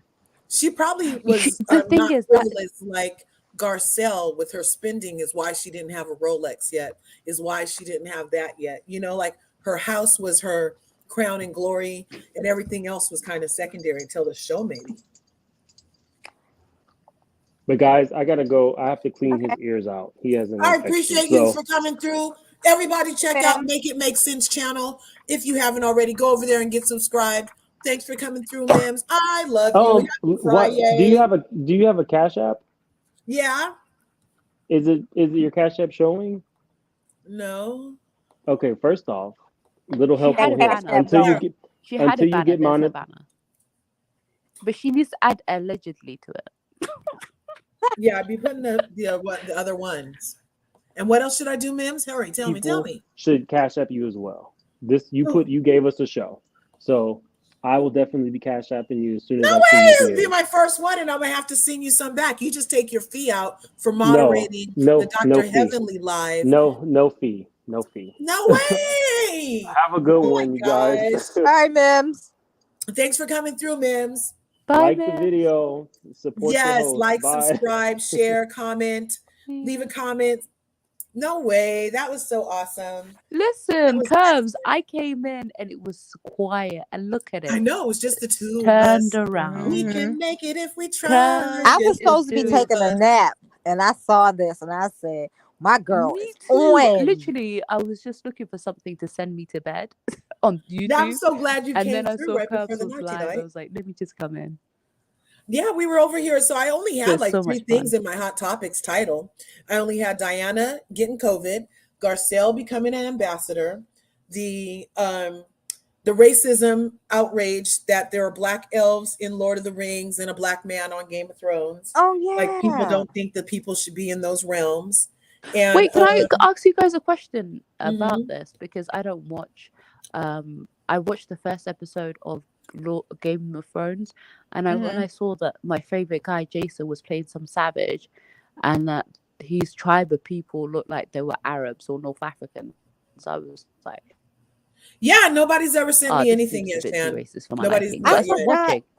I forgot who Game of This Thrones. is crazy. Which one is we? Oh, okay. Yeah, Yeah, here. you Let me know, add that back. Are you Sorry. talking about the Yeah, so the Targaryen Targaryen, relative? yes, and he's from the richest realm in Game of Thrones, and he's the black man with white locks. I thought his Um, character was okay. no, there's just outrage from viewers that there is a black Targaryen. existence in the fairy realm and in these Mhm. imaginary spaces. And so I thought it was really interesting because I didn't know that as a black lover of other realms and otherworldly Mhm. stuff. I didn't know that was even a thing. Yeah, So they have a Sean black queen King and was out. Yes, Sean no, King but they usually totally. give us a black dwarf. And these are just side characters. These Mhm. aren't even the main characters. Wait a minute, wasn't he an Unsullied? The elf, wasn't he an Unsullied? He does look like the Unsullied, but I don't think he is He fine though. that now. I Zion. would grab them pointy ears anytime. Yeah, he is hecka sexy, right? Uh Oh yeah. So I was listening. You guys know who Sean King is? huh. So Sean King had a lot to say about it, and I was like, no way, all that's been going on, and I didn't even know it was a freaking thing. Oh yeah, they So were I have upset. played a little bit of what Sean King was saying about it, which is this right here, and I thought it was so freaking interesting. I was like, no way. To this, it took me a little while to understand it, but I've been slowly studying this for the past few weeks, and it's clear to me now that when conservative white people Oh, It makes gone. here it goes. they mean they're saying it's too black. They are interchanging the words woke and black. I want to teach you how it's abundantly clear to me. In some ways, I feel like they slipped up and did this. Not interchanging the words, but they kind of have told on themselves over the past few weeks. And it is clear when they keep saying something is too woke, they're just saying it centers black people in some kind of way. Let me unpack and explain it. This is Sean King, and you're listening to the Breakdown. So this is Sean King's Breakdown podcast, and he's breaking down this whole thing that's going on, unbeknownst to me. I Mm-hmm. did not even know people were upset and irate. Now I did see a couple of tweets. People posted what people were saying. Here it goes. No, you know what it is more than anything? That's one of my Just a second. shows. Just let me 2 And I minutes. enjoy I Game of Thrones, and Okay. I am a lifelong Lord of the Rings fan, although I did not like the Hobbit movies so much. I did like the Lord of the Rings trilogy. And I was really excited to see the new Game of Thrones series and the new Lord of the Rings series. And as fans of both of those things, like, I have like Lord of the Rings figurines and stuff. Like, that's how much of a fan I am. Okay, like, I really nerd out over this stuff. Me too. Both the Game of Thrones series and the Lord of the Rings series are very consistent with the previous series that have happened. I'm talking about in terms of storylines, tone, spirit, energy. It's the same kind of Game of Thrones. I read the it's the book same and kind of Lord of the Rings. Mm-hmm. But Coffee table book of the they Hobbit. have Right. introduced in Game of Thrones and in Lord of the Rings, they have introduced more black characters. Mm-hmm. Now, I want to lean into this for a minute because white folk all over the world are losing their minds over there being more black characters on Lord of the Rings and Game of Thrones. Mind you, on both shows, it's not the main characters are still white folk. Okay? We're talking about there being black side characters in Game of Thrones, supporting actors and actresses. We're talking about smaller roles. None of the main characters are black on Lord of the Rings and Game of Thrones. I'm talking about the main characters, okay? And white folk are losing it. But they can't say that they're losing it over there being black characters. What they're saying is that Game of Thrones and Lord of the Rings is now woke. Isn't that crazy? Like, when I first saw it, I was like, why are they saying the shows are woke? Because they're not woke. You know, woke is like conscious about injustice. You know, like, woke is about consciousness. Woke is about awareness. And both shows, I would not classify either show as being woke. What they're saying is the shows do now have more black characters. Again, secondary supporting actors and actresses are on the shows, And for those of you who don't know this, both Lord of the Rings and Game of Thrones do not take place on Earth as we know it. They take place in Middle, mythical, fictional places. Right. With Middle Earth. mythical, fictional creatures. In Lord of the Rings, there are trees that can Walk. and talk. In Game of Thrones, there are dragons everywhere. And in both shows, they don't take place in Europe. Okay, there is no Europe No. on either show. It takes place, both of them take place in Middle a Earth. fictional land. And in the fictional land, they have all types of variants of creatures and humans that do not exist. They have wizards, like full-on giant wizards. They have elves, and white people are furious that in a fictional land with fictional creatures and fictional beings, that black folks somehow have a small place in these lands. Now, isn't that crazy? Like, and he's tweeted about it before, and on his Instagram, he's even shown the actual tweets of people like there's inners in Inner Earth. There's and using like racial slurs to describe the people and all kind of stuff. Oh my gosh. The And thing like, is, showing them with fried chicken and watermelon, just all the yeah, I'm not stereotypes surprised. and all the You nastiness. know what it is? coming out. I know. You know what? One thing I know about white people is that they're not upset that there's black characters now, because in Game of Thrones there were black characters, but they were subjugated. They were, oh, he was an ex-slave and he sailed out to sea and suddenly he's here. Like fringe Right. characters, but they're not prominent. So what they're saying is that there's like levels of there's like different creatures and different powers and different things. So the elves are the top. They're the Aryan race of these mystical creatures, and Right. they're saying, how can you say a black man could be an elf? That's what they're upset about. They weren't upset about when Jason was playing the barbarian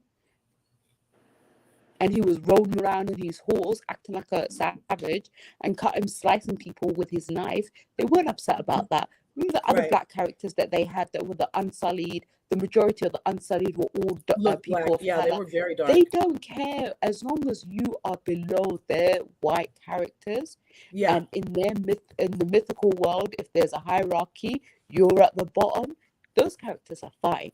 It's as soon as they get to the upper echelons when you say that Right. that person is a king or a queen or an elf or this is Right. when they get upset, and that's where you know it's true racism. It's nothing to do with the fact that they have people of color acting in these shows. It's the position to see black people depicted in Yeah. a decent manner.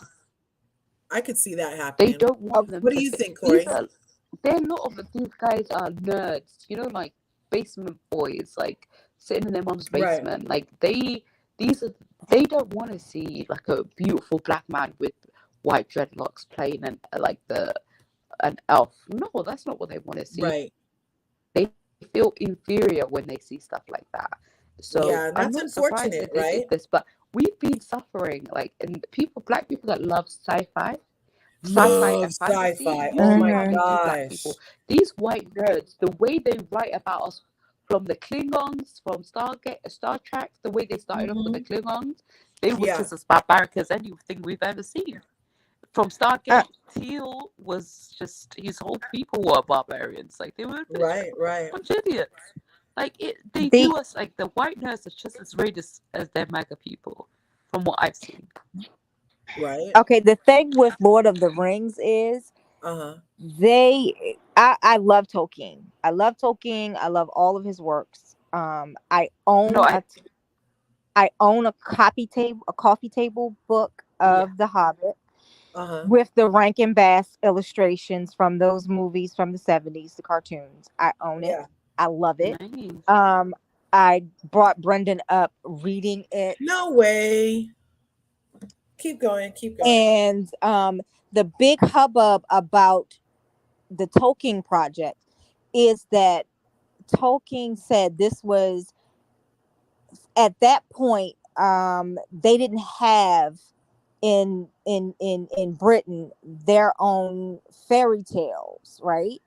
So this was supposed to be the British fairy tales, and at that point, when he wrote this during and around World War One, because he's a World War One vet, he there probably wasn't a lot of colored folk in Britain. I can't speak to Thank that. you, I ma'am. don't There know was. Got it. I don't know British history or There anything, was. but Thank I'd like you. to, as someone from the UK, there was enough black people. You think about it, even Corey, even for Harry How do I Potter, remove that? the first Philosopher's Stone, there wasn't any black kids in there. well, When was that made? The Hermione was 2000s? supposed to be black. Hermione is Yeah, a black but woman. but when In the it book, came on right? TV, Yes. there was nobody on there. There was nothing in there that was depicted. As they went through the series and people complained about the lack of diversity, so Mhm. people like me and people that are like from black and brown backgrounds in Thank you, the ma'am. UK complained. Then they started to sprinkle in a few here and there. Mhm. Oh man, that's so sweet. That's amazing. No way. Mhm. Corey, He's a I great just sent you guy. that article. I just He's a sent you great guy. that article too. Okay. John Thank King. Wishing you I a didn't lot know of you were a success. freaking sci-fi nerd, such as Oh myself. yeah, Successful I YouTube am career. definitely. Mm. I'm a I love blurred. it. I love all sci-fi, fantasy. Do you know there's a new talked about? You said that you Okay, got and I did that, Mims. I already got my real name off of there. yours Thank a you. Nigerian. Thank you. I didn't know I could not have my name on there. I didn't know that. Awesome. Okay, so you guys don't Aaron, you haven't watched these shows or movies. Mostly you would have been have to close your eyes. No, it's not scary. It's not No. magic-y. It's not witchy. It's It's just fantasy. otherworldly. It's just otherworld. That's Yeah, that's the what It is makes witchy. it. Tolkien. Let's be fair. Let's be It's honest. It's witchy, witchy. but it's not like it's more like magical realm. It's not full on. I don't know. Like it's not hocus pocus Yeah, witchy. it's not scary. It's Yeah, Merlin witchy. yeah, It's the Merlin. Tolkien. Hey Yeah, Sheila.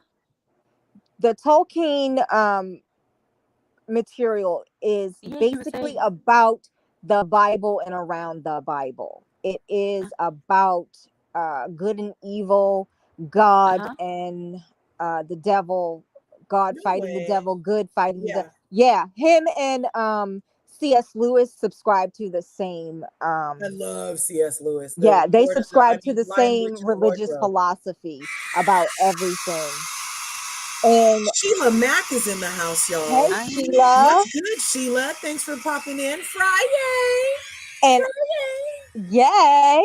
And oddly, Star Wars is both based on C.S. Lewis, Tolkien, and the Japanese book. Oh God, I can't think of it right now. Something about the rings. There's this Japanese collection of books similar to Tolkien, but was produced before Tolkien Yeah. ever I was saw a the rings. person. Yeah. Yes, and that's where No, I don't that think and Dune. That's where he got most of his things and his ideas for Star Wars. So most of that is about racism and the fight over the devil and angels and God and all of that. All that's wrapped up in Star Wars, and no one is really paying attention about it. It's really deep if you look at it. Same thing with The Matrix is supposed to be about white supremacy and all that stuff. Yeah. Yes. The pill that you're taking. That's deep. That is so freaking deep that these parables Do you know are what it within is, Corey? some of our favorite sci-fi for stuff. me, I just really think I as a person that loves fantasy and sci-fi, I prefer you not to give me any representation representation, white cast, I'm happy with it. I'll watch the show. Yeah, I I don't want to. clearly Yeah, will like hearing that it might be watch about the plenty Bible. of I'm shows now I'm that gonna have to go back and look. or when my people are subjugated Yeah, and it's always yeah. about something to do with we've Doom, been oppressed or we've been in yes. slavery. It's a hmm fucking fantasy. Why the hmm hell in this fantasy series do I have to hear about my people being enslaved? Yeah. It's a fantasy. Well, This is not even based on real life. Why? Why can't well, we be the top, the creme de la creme? Why can't we be the most technologically advanced people in there? It's Right. a freaking fantasy. well. Why is it? Stan Oh, Lee it's did just that. over. Stan Lee did that though. Yes. Stan Lee did that. And With a Black year Panther. before, yes, and a year before the Black Panther comic was created a year before the actual Black Panther Party was established. That is so cool. And I'm from Oakland. Shout out to the hmm Black Panther Party. Yes, and all Stan Lee and the rest of his co-workers, all they wanted to do was stop anti-Semitism and anti-black and racism against black and brown folks. Mm, That's all they wanted to do. right. That's all they Yeah. wanted to stop, and And they if you don't had want to to do do that, it. that's fine. I'm cool. Just hmm use me. Don't use black like people of color as an hmm oppressed people. I just don't want that. Do you know what it But is? we were Sorry, do oppressed you ever though. feel like, when you want to watch fantasy, you want to Mhm. get out of your own head? Like I Right, want to right. escape, and then you're bringing people of color, and automatically, when you see anyone of any type of melanin, you gravitate towards that character. You want to Mhm. see what they're saying, and it's just demoralizing when you see them in these characters and these storylines, and you're just thinking, what the hell? Like, I could have turned on the local news for this crap. Mhm. Like, I don't want to be depressed about.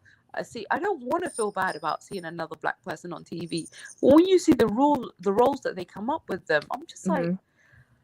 oh, just let me fantasize. We For don't need the me, representation. fantasy is like a dichotomy for me. I break it Mm. down. I break it. Chris Maxwell is in the house. Chris Maxwell is true Hey. to the house. Hey, hey, hey, hey. Thanks for being here, Chris. We're talking about if you guys are new to the chat, we're talking about the outrage from some people that there are black people in Inner Earth and on Games of Thrones. And we were listening to Sean King on his podcast explain the not only outrage, the backlash, and explain like just the ludicrousy that I mean, the trees can talk and they're dragons, but you're mad because there's a black person. So we were talking about how much we love sci-fi here and going from there. So that's where we are. Thanks for being in the house, everybody. Yeah, it's a dichotomy for me. I can zone out on it, and I can also break it down socioeconomically too. For Mm-hmm. me, growing up as a kid, I was very cerebral because I didn't have any fellow kids to play with for the longest time. Over Yeah. 10 years, I was by myself. So I had nothing to do but watch PBS, watch documentaries, read all kinds of different books. By the time I was 12, I had read the whole complete works of Shakespeare because I had nothing else to do. Mm-hmm. So I'd like to break it down, pick it apart, and say, okay, I see why he's doing this. I see he's trying to shine a light on this. That Right. gives me my feels. Picking it apart and finding the juxtaposition of things. That's Uh-huh. why I love sci-fi. And if you want sci-fi, a truly all black sci-fi, why don't Yeah, you yeah. check out Tomi? I think her name is Adeyemi. She is a Nigerian American sci-fi writer. Disney had her books, The Children of Blood and Bones. Lucasfilm was Oh, I going to love produce Blood and it. Bones. I'm listening to that now. Yeah, they Oh, were I going to love it. produce it. Now she's at Paramount. I don't know Oh, what really? happened between her and Lucasfilms. Now all of it has moved from Lucasfilm and Disney over to Paramount. I don't Oh, know, I'm excited about that. and I can't wait for her third book. It's a dichotomy about it's set in a futuristic, I want to say, um, fantasy land, but in actuality, it's Nigeria. Oh. and it's about police brutality Wow. and what's going on, I guess, here and over there now. Yeah. With the, I can't think of the, I'm trying to think of the acronym, and I don't want to get it wrong because they just destroyed Jackie Ina over something. Oh my gosh. So I don't want to get it wrong. But You guys it Google was that movement right around the same time as Black Lives Matter over in Brendan, Nigeria. you just subscribed to the channel, Brendan. Thank you. Thanks, sweetie. I love you. Much appreciated. Welcome. And yeah, she's great. I can't wait for her third book and the movie of the first book. I think she is contracted at Paramount for all 3 books because that's what she was at Lucasfilms. So she must have got a bigger cut over at Paramount. Yeah. I don't know why she moved it. But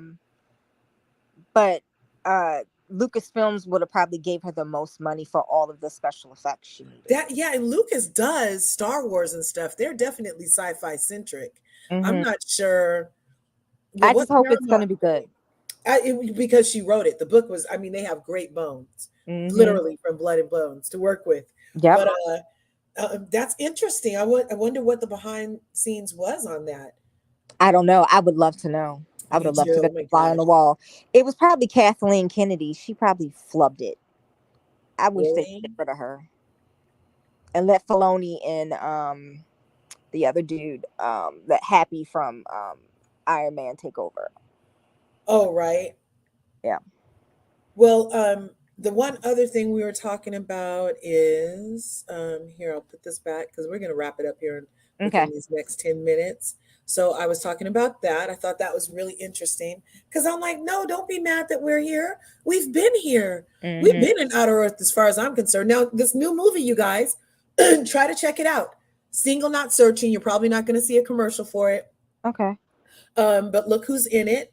We have Lisa Ray, and this other lady in the white is familiar, and the lady in the black, the lady in the tan, and the other lady in the black are African actresses. Okay, but it's a movie about being single and getting your groove back, I guess. And then it has some African actors in it. But the reason I'm talking about it is because it's produced by Tanya Sam. Oh, From okay. Real Housewives of Atlanta season, Cookie Lady season. And remember, she came on the show and she was a friend of Nene, and then Nene got mad that she said her store didn't have high-end stuff because it didn't, and Nene's feelings got butthurt, and then all of a sudden she was Eva or Portia's friend, and then Kenya went for her ankles and brought a Cookie Lady on, and but Lord forbid somebody try to go dig up Mark's other family, and then allegedly, and then and then yeah, so I've been following Tanya Sam since she left the Real Housewives of Atlanta because I loved her on the show, so I follow her on Instagram. And I was in her book club last summer doing the vid, and we had a number of books in there. She's a fabulous book host. She loves to read, you guys.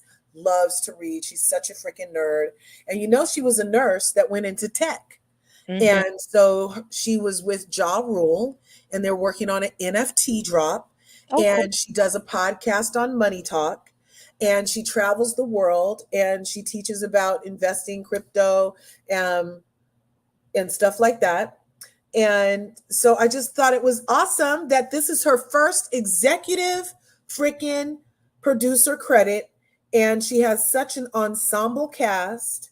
And it's supposed to be one of the hottest tickets floating around Atlanta right now. There are lots of pre-screenings for it. Because with Lisa Ray in it, as we saw, of course, they're going to screen it in Atlanta. And the other lady that's in it is in a number of Carl Weber. She's in the lady right here with the tassel earrings. She's in Carl Weber's Family Business. And she just premiered, she's like in her 3rd or 4th episode on House of Vicious on BET Plus with Tammy Roman. And she plays like a social media lady for Tammy Roman's character on there. So I know 2 of the ladies, but I'm really looking forward to seeing this. And I thought other people should try to see it too, because it's not going to hit mainstream advertising. And then one of the last things we were talking about was just like I had such an awe moment from the next picture coming up, because you take the good, you take the bad, you take them Kim both. Field? There you have the facts of life. The facts of life. Da da da da da da da da da. All three of my faves from Facts of Life. We have Mindy Kahn, Kim Fields, and Nancy McKeon were at Norman Lear's 130th birthday party or something, because Wow. he's the Crypt Keeper captain. Mm-hmm. Anyway, so yeah, they had something, the 100th something for Norman Lear. And so these are all the girls from the Facts of Life.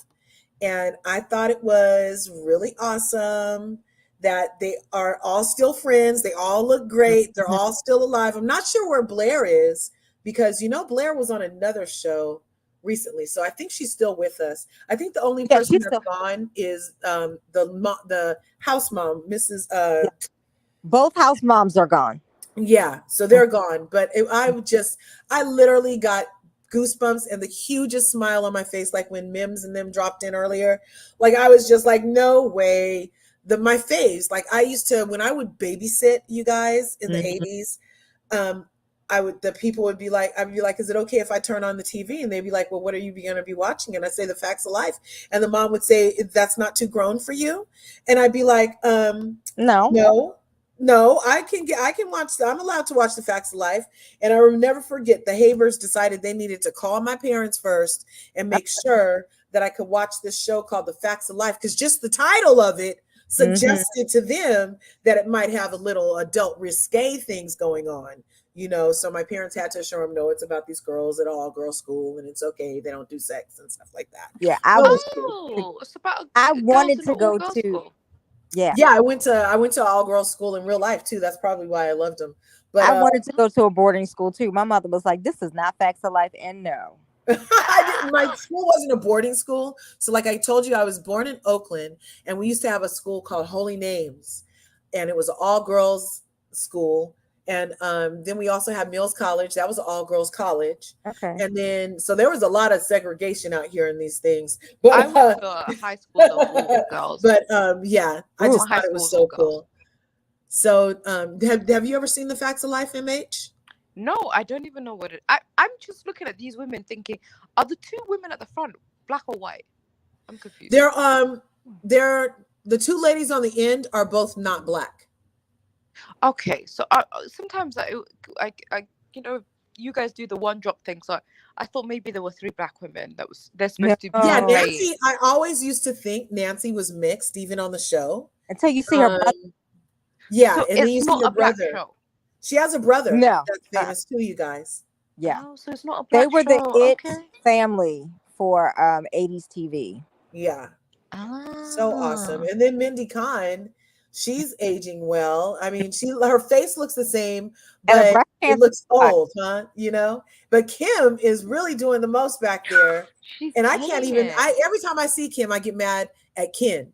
Whenever I see Kim, I know. because of how she treated her that I season. I'm know. just like, But this you know is an what's icon crazy? for I real, was for real. watching those little clips that come up on YouTube, like Real Housewives and stuff.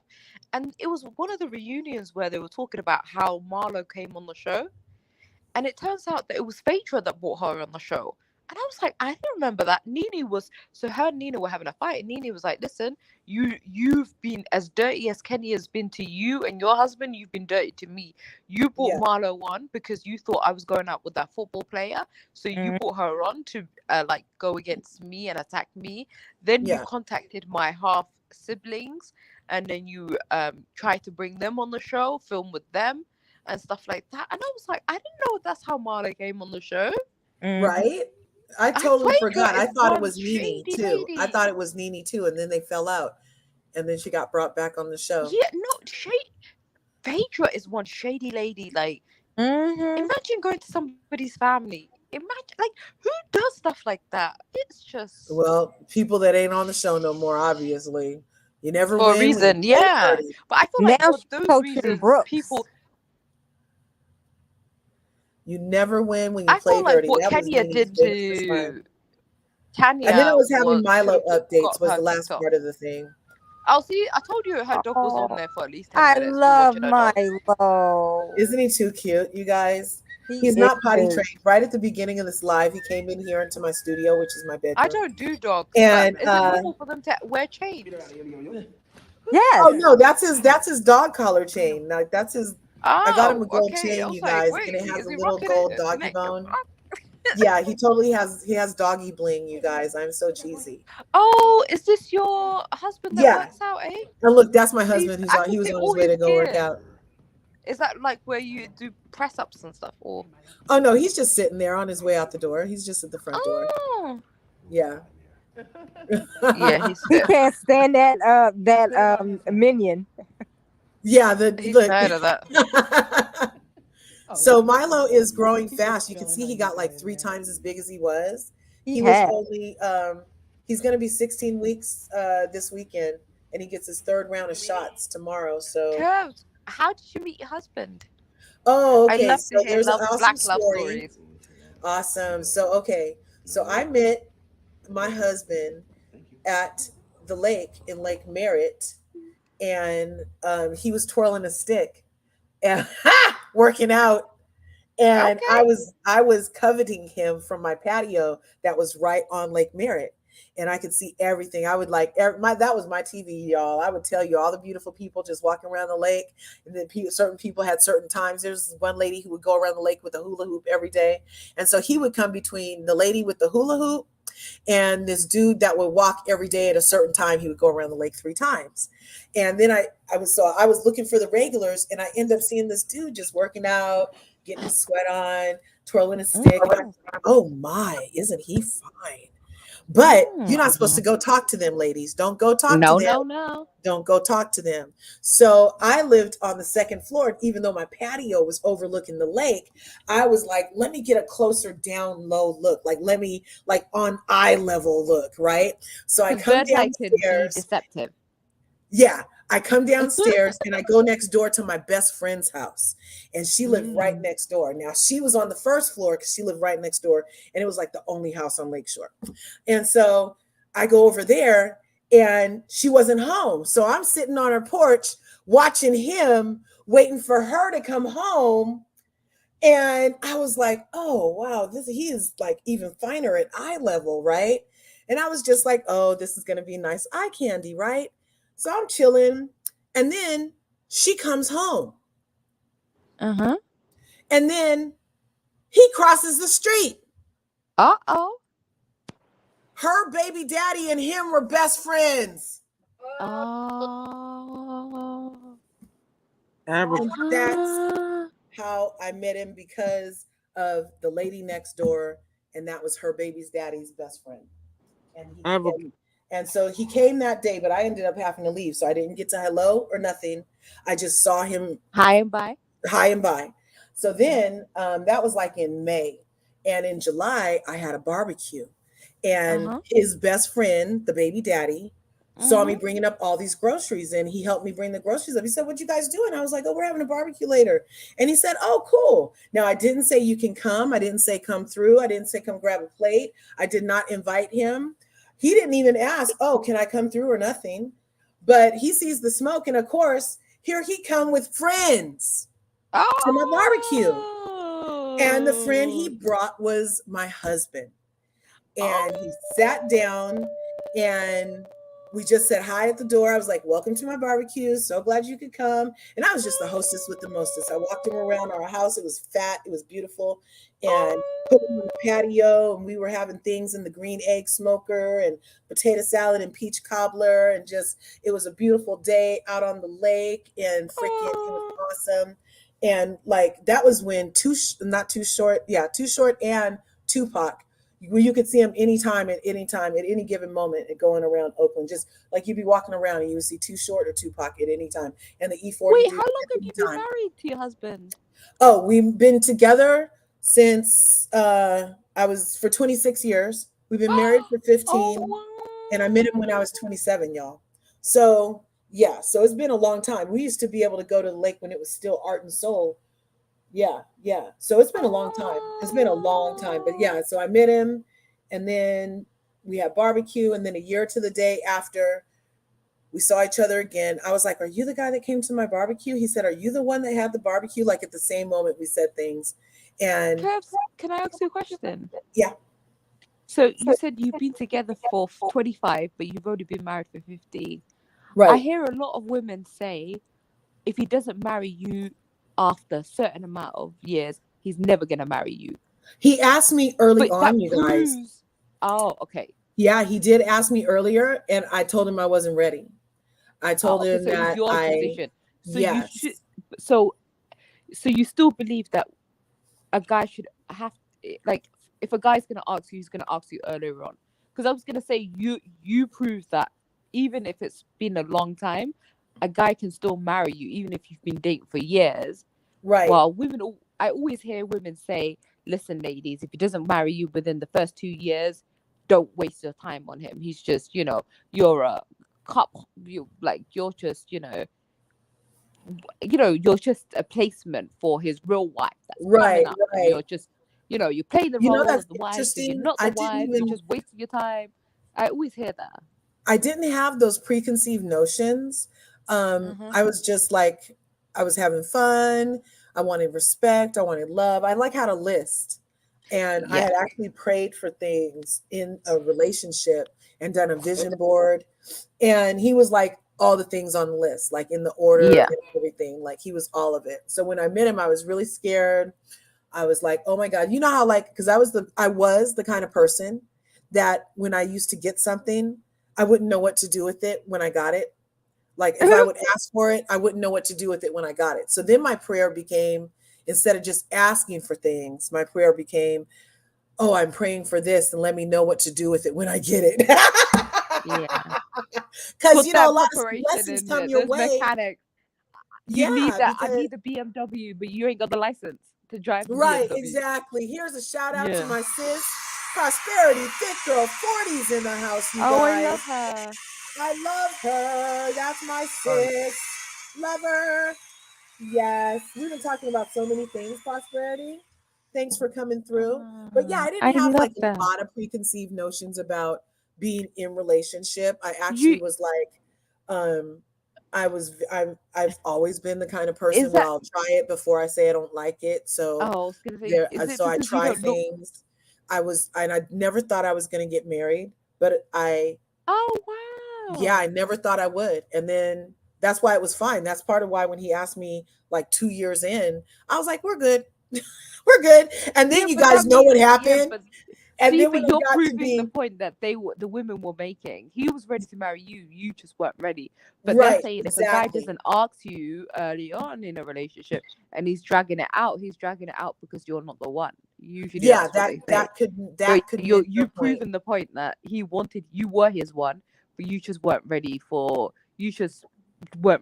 the whole, ball and chain yourself. Yes, you're right. Exactly. Exactly. Yay! Aaron D came through. Thanks for being here, Aaron. You know I love you. And oh my gosh, Elaine and Aaron are both kicking rocks at the same time. I love both you ladies. Thanks for coming through on the Friday. You made it Excuse. extra special. I appreciate your energy. I appreciate each of you. I'll see you in Allegedly Messy. Okay. So yeah, Excuse. I think that do you think that if a guy doesn't ask you, are you married? No, that's why I'm asking. I always ask these questions because I'm not. But I, I don't know. I always hear it, and I do believe that a man knows what he wants.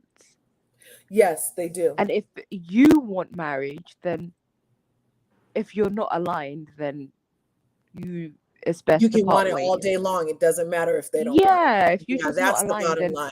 That's the bottom line. yeah. Yeah. But Yeah, I you don't know. can't I've marry never been yourself. a And like getting trying to married like type. make So them marry you doesn't really work. Like yeah. I've had friends that like got them to marry them and they're already divorced. Like we're still 15 years strong. Oh, We're not even we're and plus since we had so much pregame time. you know. We had so much Because pregame they say time. you don't know a person until you live with them. Live exactly, And exactly. if So you survive 10 years, like 5 years, 3 years, whatever it is, living together already, marriage yeah, is just, then marriage is it's going to just a be a piece of piece of paper. cake. Yeah, it's just a piece Yeah. of paper after that. So, but we did not live together all that time. Heck no. No, we weren't living in complete sin. We were sleeping over in sin, but we weren't living in sin. And then, and then, Oh. like, he always had his own place, and I always had my own place until we got the year before we got married, when we knew we picked the date. We said we were getting Uh-huh. married 7/7/7 at 7. So 2007 on July 7th at 7 p.m. on the beach, we said we was getting married. So in July of 2006, we finally moved in together so that we could learn each other before we got married, to make sure that we weren't making a mistake. Because you know how whenever you're sleeping over, yes, sleeping over in sin, Yeah. you're still Your not best foot forward. farting. You're not like, It's a short period you of get up, you time. put your makeup back on, like, Yeah. and Yeah, he was best foot always putting forward. the toilet seat down, and Yeah, you know, yeah. and the thing about the You don't toothpaste, get to I the didn't. careless stage where you're Right, just right, like the on whole, autopilot. like even the toothpaste thing, like I like the tooth Mm-hmm. to stay flat to this day, and just squeeze it, squeeze it, squeeze it, but leave it in the long, elongated thing and leave it flat. And that way I know I got everything. And he's the kind of dude that like will roll up all of my freaking tubes. And I learned it within that first year. And so it doesn't annoy me, but at first it did. But then I was like, oh, okay, well, Mm. this was our learning period. So that's what you do. No problem. Here's what I do. I kind of like to leave a pile of my clothes right there until I get to them. Excuse me. Oh, hi, Brendan. Hey. How's it going? What do you have to add? Were you wanting to talk about anything in particular? Yeah, I had a question. Is your dog still a fully grown dog, or is it still a puppy? He's totally a puppy. He is freaking a puppy full of love. Oh, And he's I just was feeling telling how your you mom guys earlier, are. he's about to be 16 weeks this weekend. Oh boy. And so he's like 3 times as big as when we got him. And he gets a second round of shots. I mean, no, his third round of shots tomorrow. So then he'll be done with shots for until he has to get them again based on his age. He's not neutered yet. He's not Ouch. potty trained. And he's a good boy. He's a pretty good boy. I Listen, got another he question. loves squeaky toys, Brendan. I can see that. I also got another question. How Yeah. big will he get? Based on, we don't know. His mom was pretty freaking big. We only ever saw the mom. There was a sign. So this year on our anniversary, we went to this lake called Shaver Lake. And on the way there was a sign that said free puppies. And the husband said, if the sign is still there on the way home, we can get one. And we had been asking for a replacement puppy for 3 years since our dog died. And I was like, this is a good honeymoon already. And, and so then we go on our trip and we come back. And sure enough, the sign was still there. We pull over. The guy was like, there's one dog left. But my dad has the key to the kennel where he is, and he left to work. He won't be back till tonight. You guys can come back. And I said, well, we were actually on our way home. We're 3 hours from home. We just came up here to go to the lake. I was like, too bad. And he's like, well, you know what? He said, he never leaves it open, but let me check the kennel gate. He said, you can follow me in here. So we go to the backyard, and you can see the puppy over there looking all dusty with the mom. The dad was a drive-by dog that like knocked up the mom on the street. It was like it Wow. wasn't a planned parent. It wasn't Planned Parenthood, put it that way. So we only saw the mom, and she's some kind of pit bull lady, and they thought the dad was a beagle. So we call him a beagle mix because we're going to keep him a beagle mix first.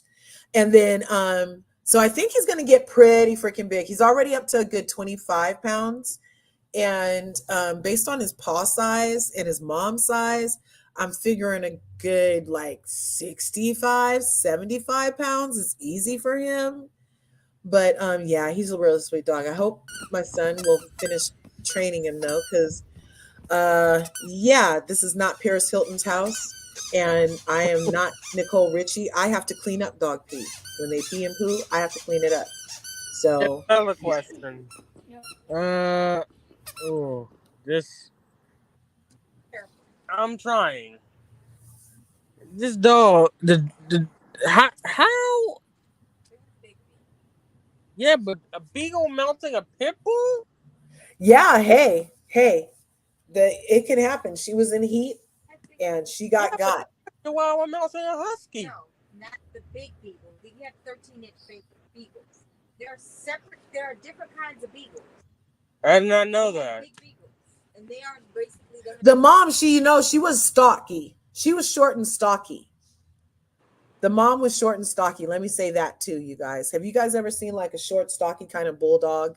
Kind of like Once. yeah, like Well, that's more when yeah. she was like that kind of pit bull. Like she was short and stocky. You Wow. know, she wasn't like a tall dog or anything. So yeah, but he's good so far. I love his third eye little thing right on his third eye. But I wanted to give you guys this Milo reel. Okay, and that is Milo. I'm so glad that we had this time together. You have any other questions, Brendan? Yeah, but that's gonna be a big dog like the ones in Ghostbusters. Right? He's gonna be huge. I You call see, him Clifford. you seen those two dogs in Ghostbusters? The gatekeeper and the keymaster? He's Yes. gonna be that big, isn't he? Yes. He's gonna be huge. Oh He's gonna Christ. be huge. I MH wish was you saying, luck. huh? I wish you luck. Thank you. I'm going to keep you guys updated on his progress, and hopefully I'll be able to let you know he's 100% potty trained here shortly. Because it's been a mess, y'all. It's been a mess. Anyway, you guys are so freaking great hanging out with me today on Friday for the hot topics here on Larger Curves. We had so many people in the house. I feel so utterly blessed. So utterly blessed. Thank you, God, is how I started this whole freaking live, was saying thank you, God. And thank you, God, again, because this has been an excellent live. Thank you, MH. Thank you, Corey. Thank you, Brendan. Thank you, Mims. Thank you, freaking Diva came up. Thank you, Elaine. Thank you, Aaron. Thank you, Fifi. Thank you, Just Simply. I feel like I'm getting goosebumps right now, just even freaking re-mentioning you guys. Like I just am utterly, utterly blessed. You're Because welcome, sis. so thanks so much. And I'll see you guys in the YouTube streets. Now, Lola Lane is Corey's channel. So go to Lola Lane, spelled just like that, without the at, obviously, here on YouTube. And you'll be able to get in touch and subscribe to Corey over there with Lola. Thank you. MH, do you have any social medias? MH?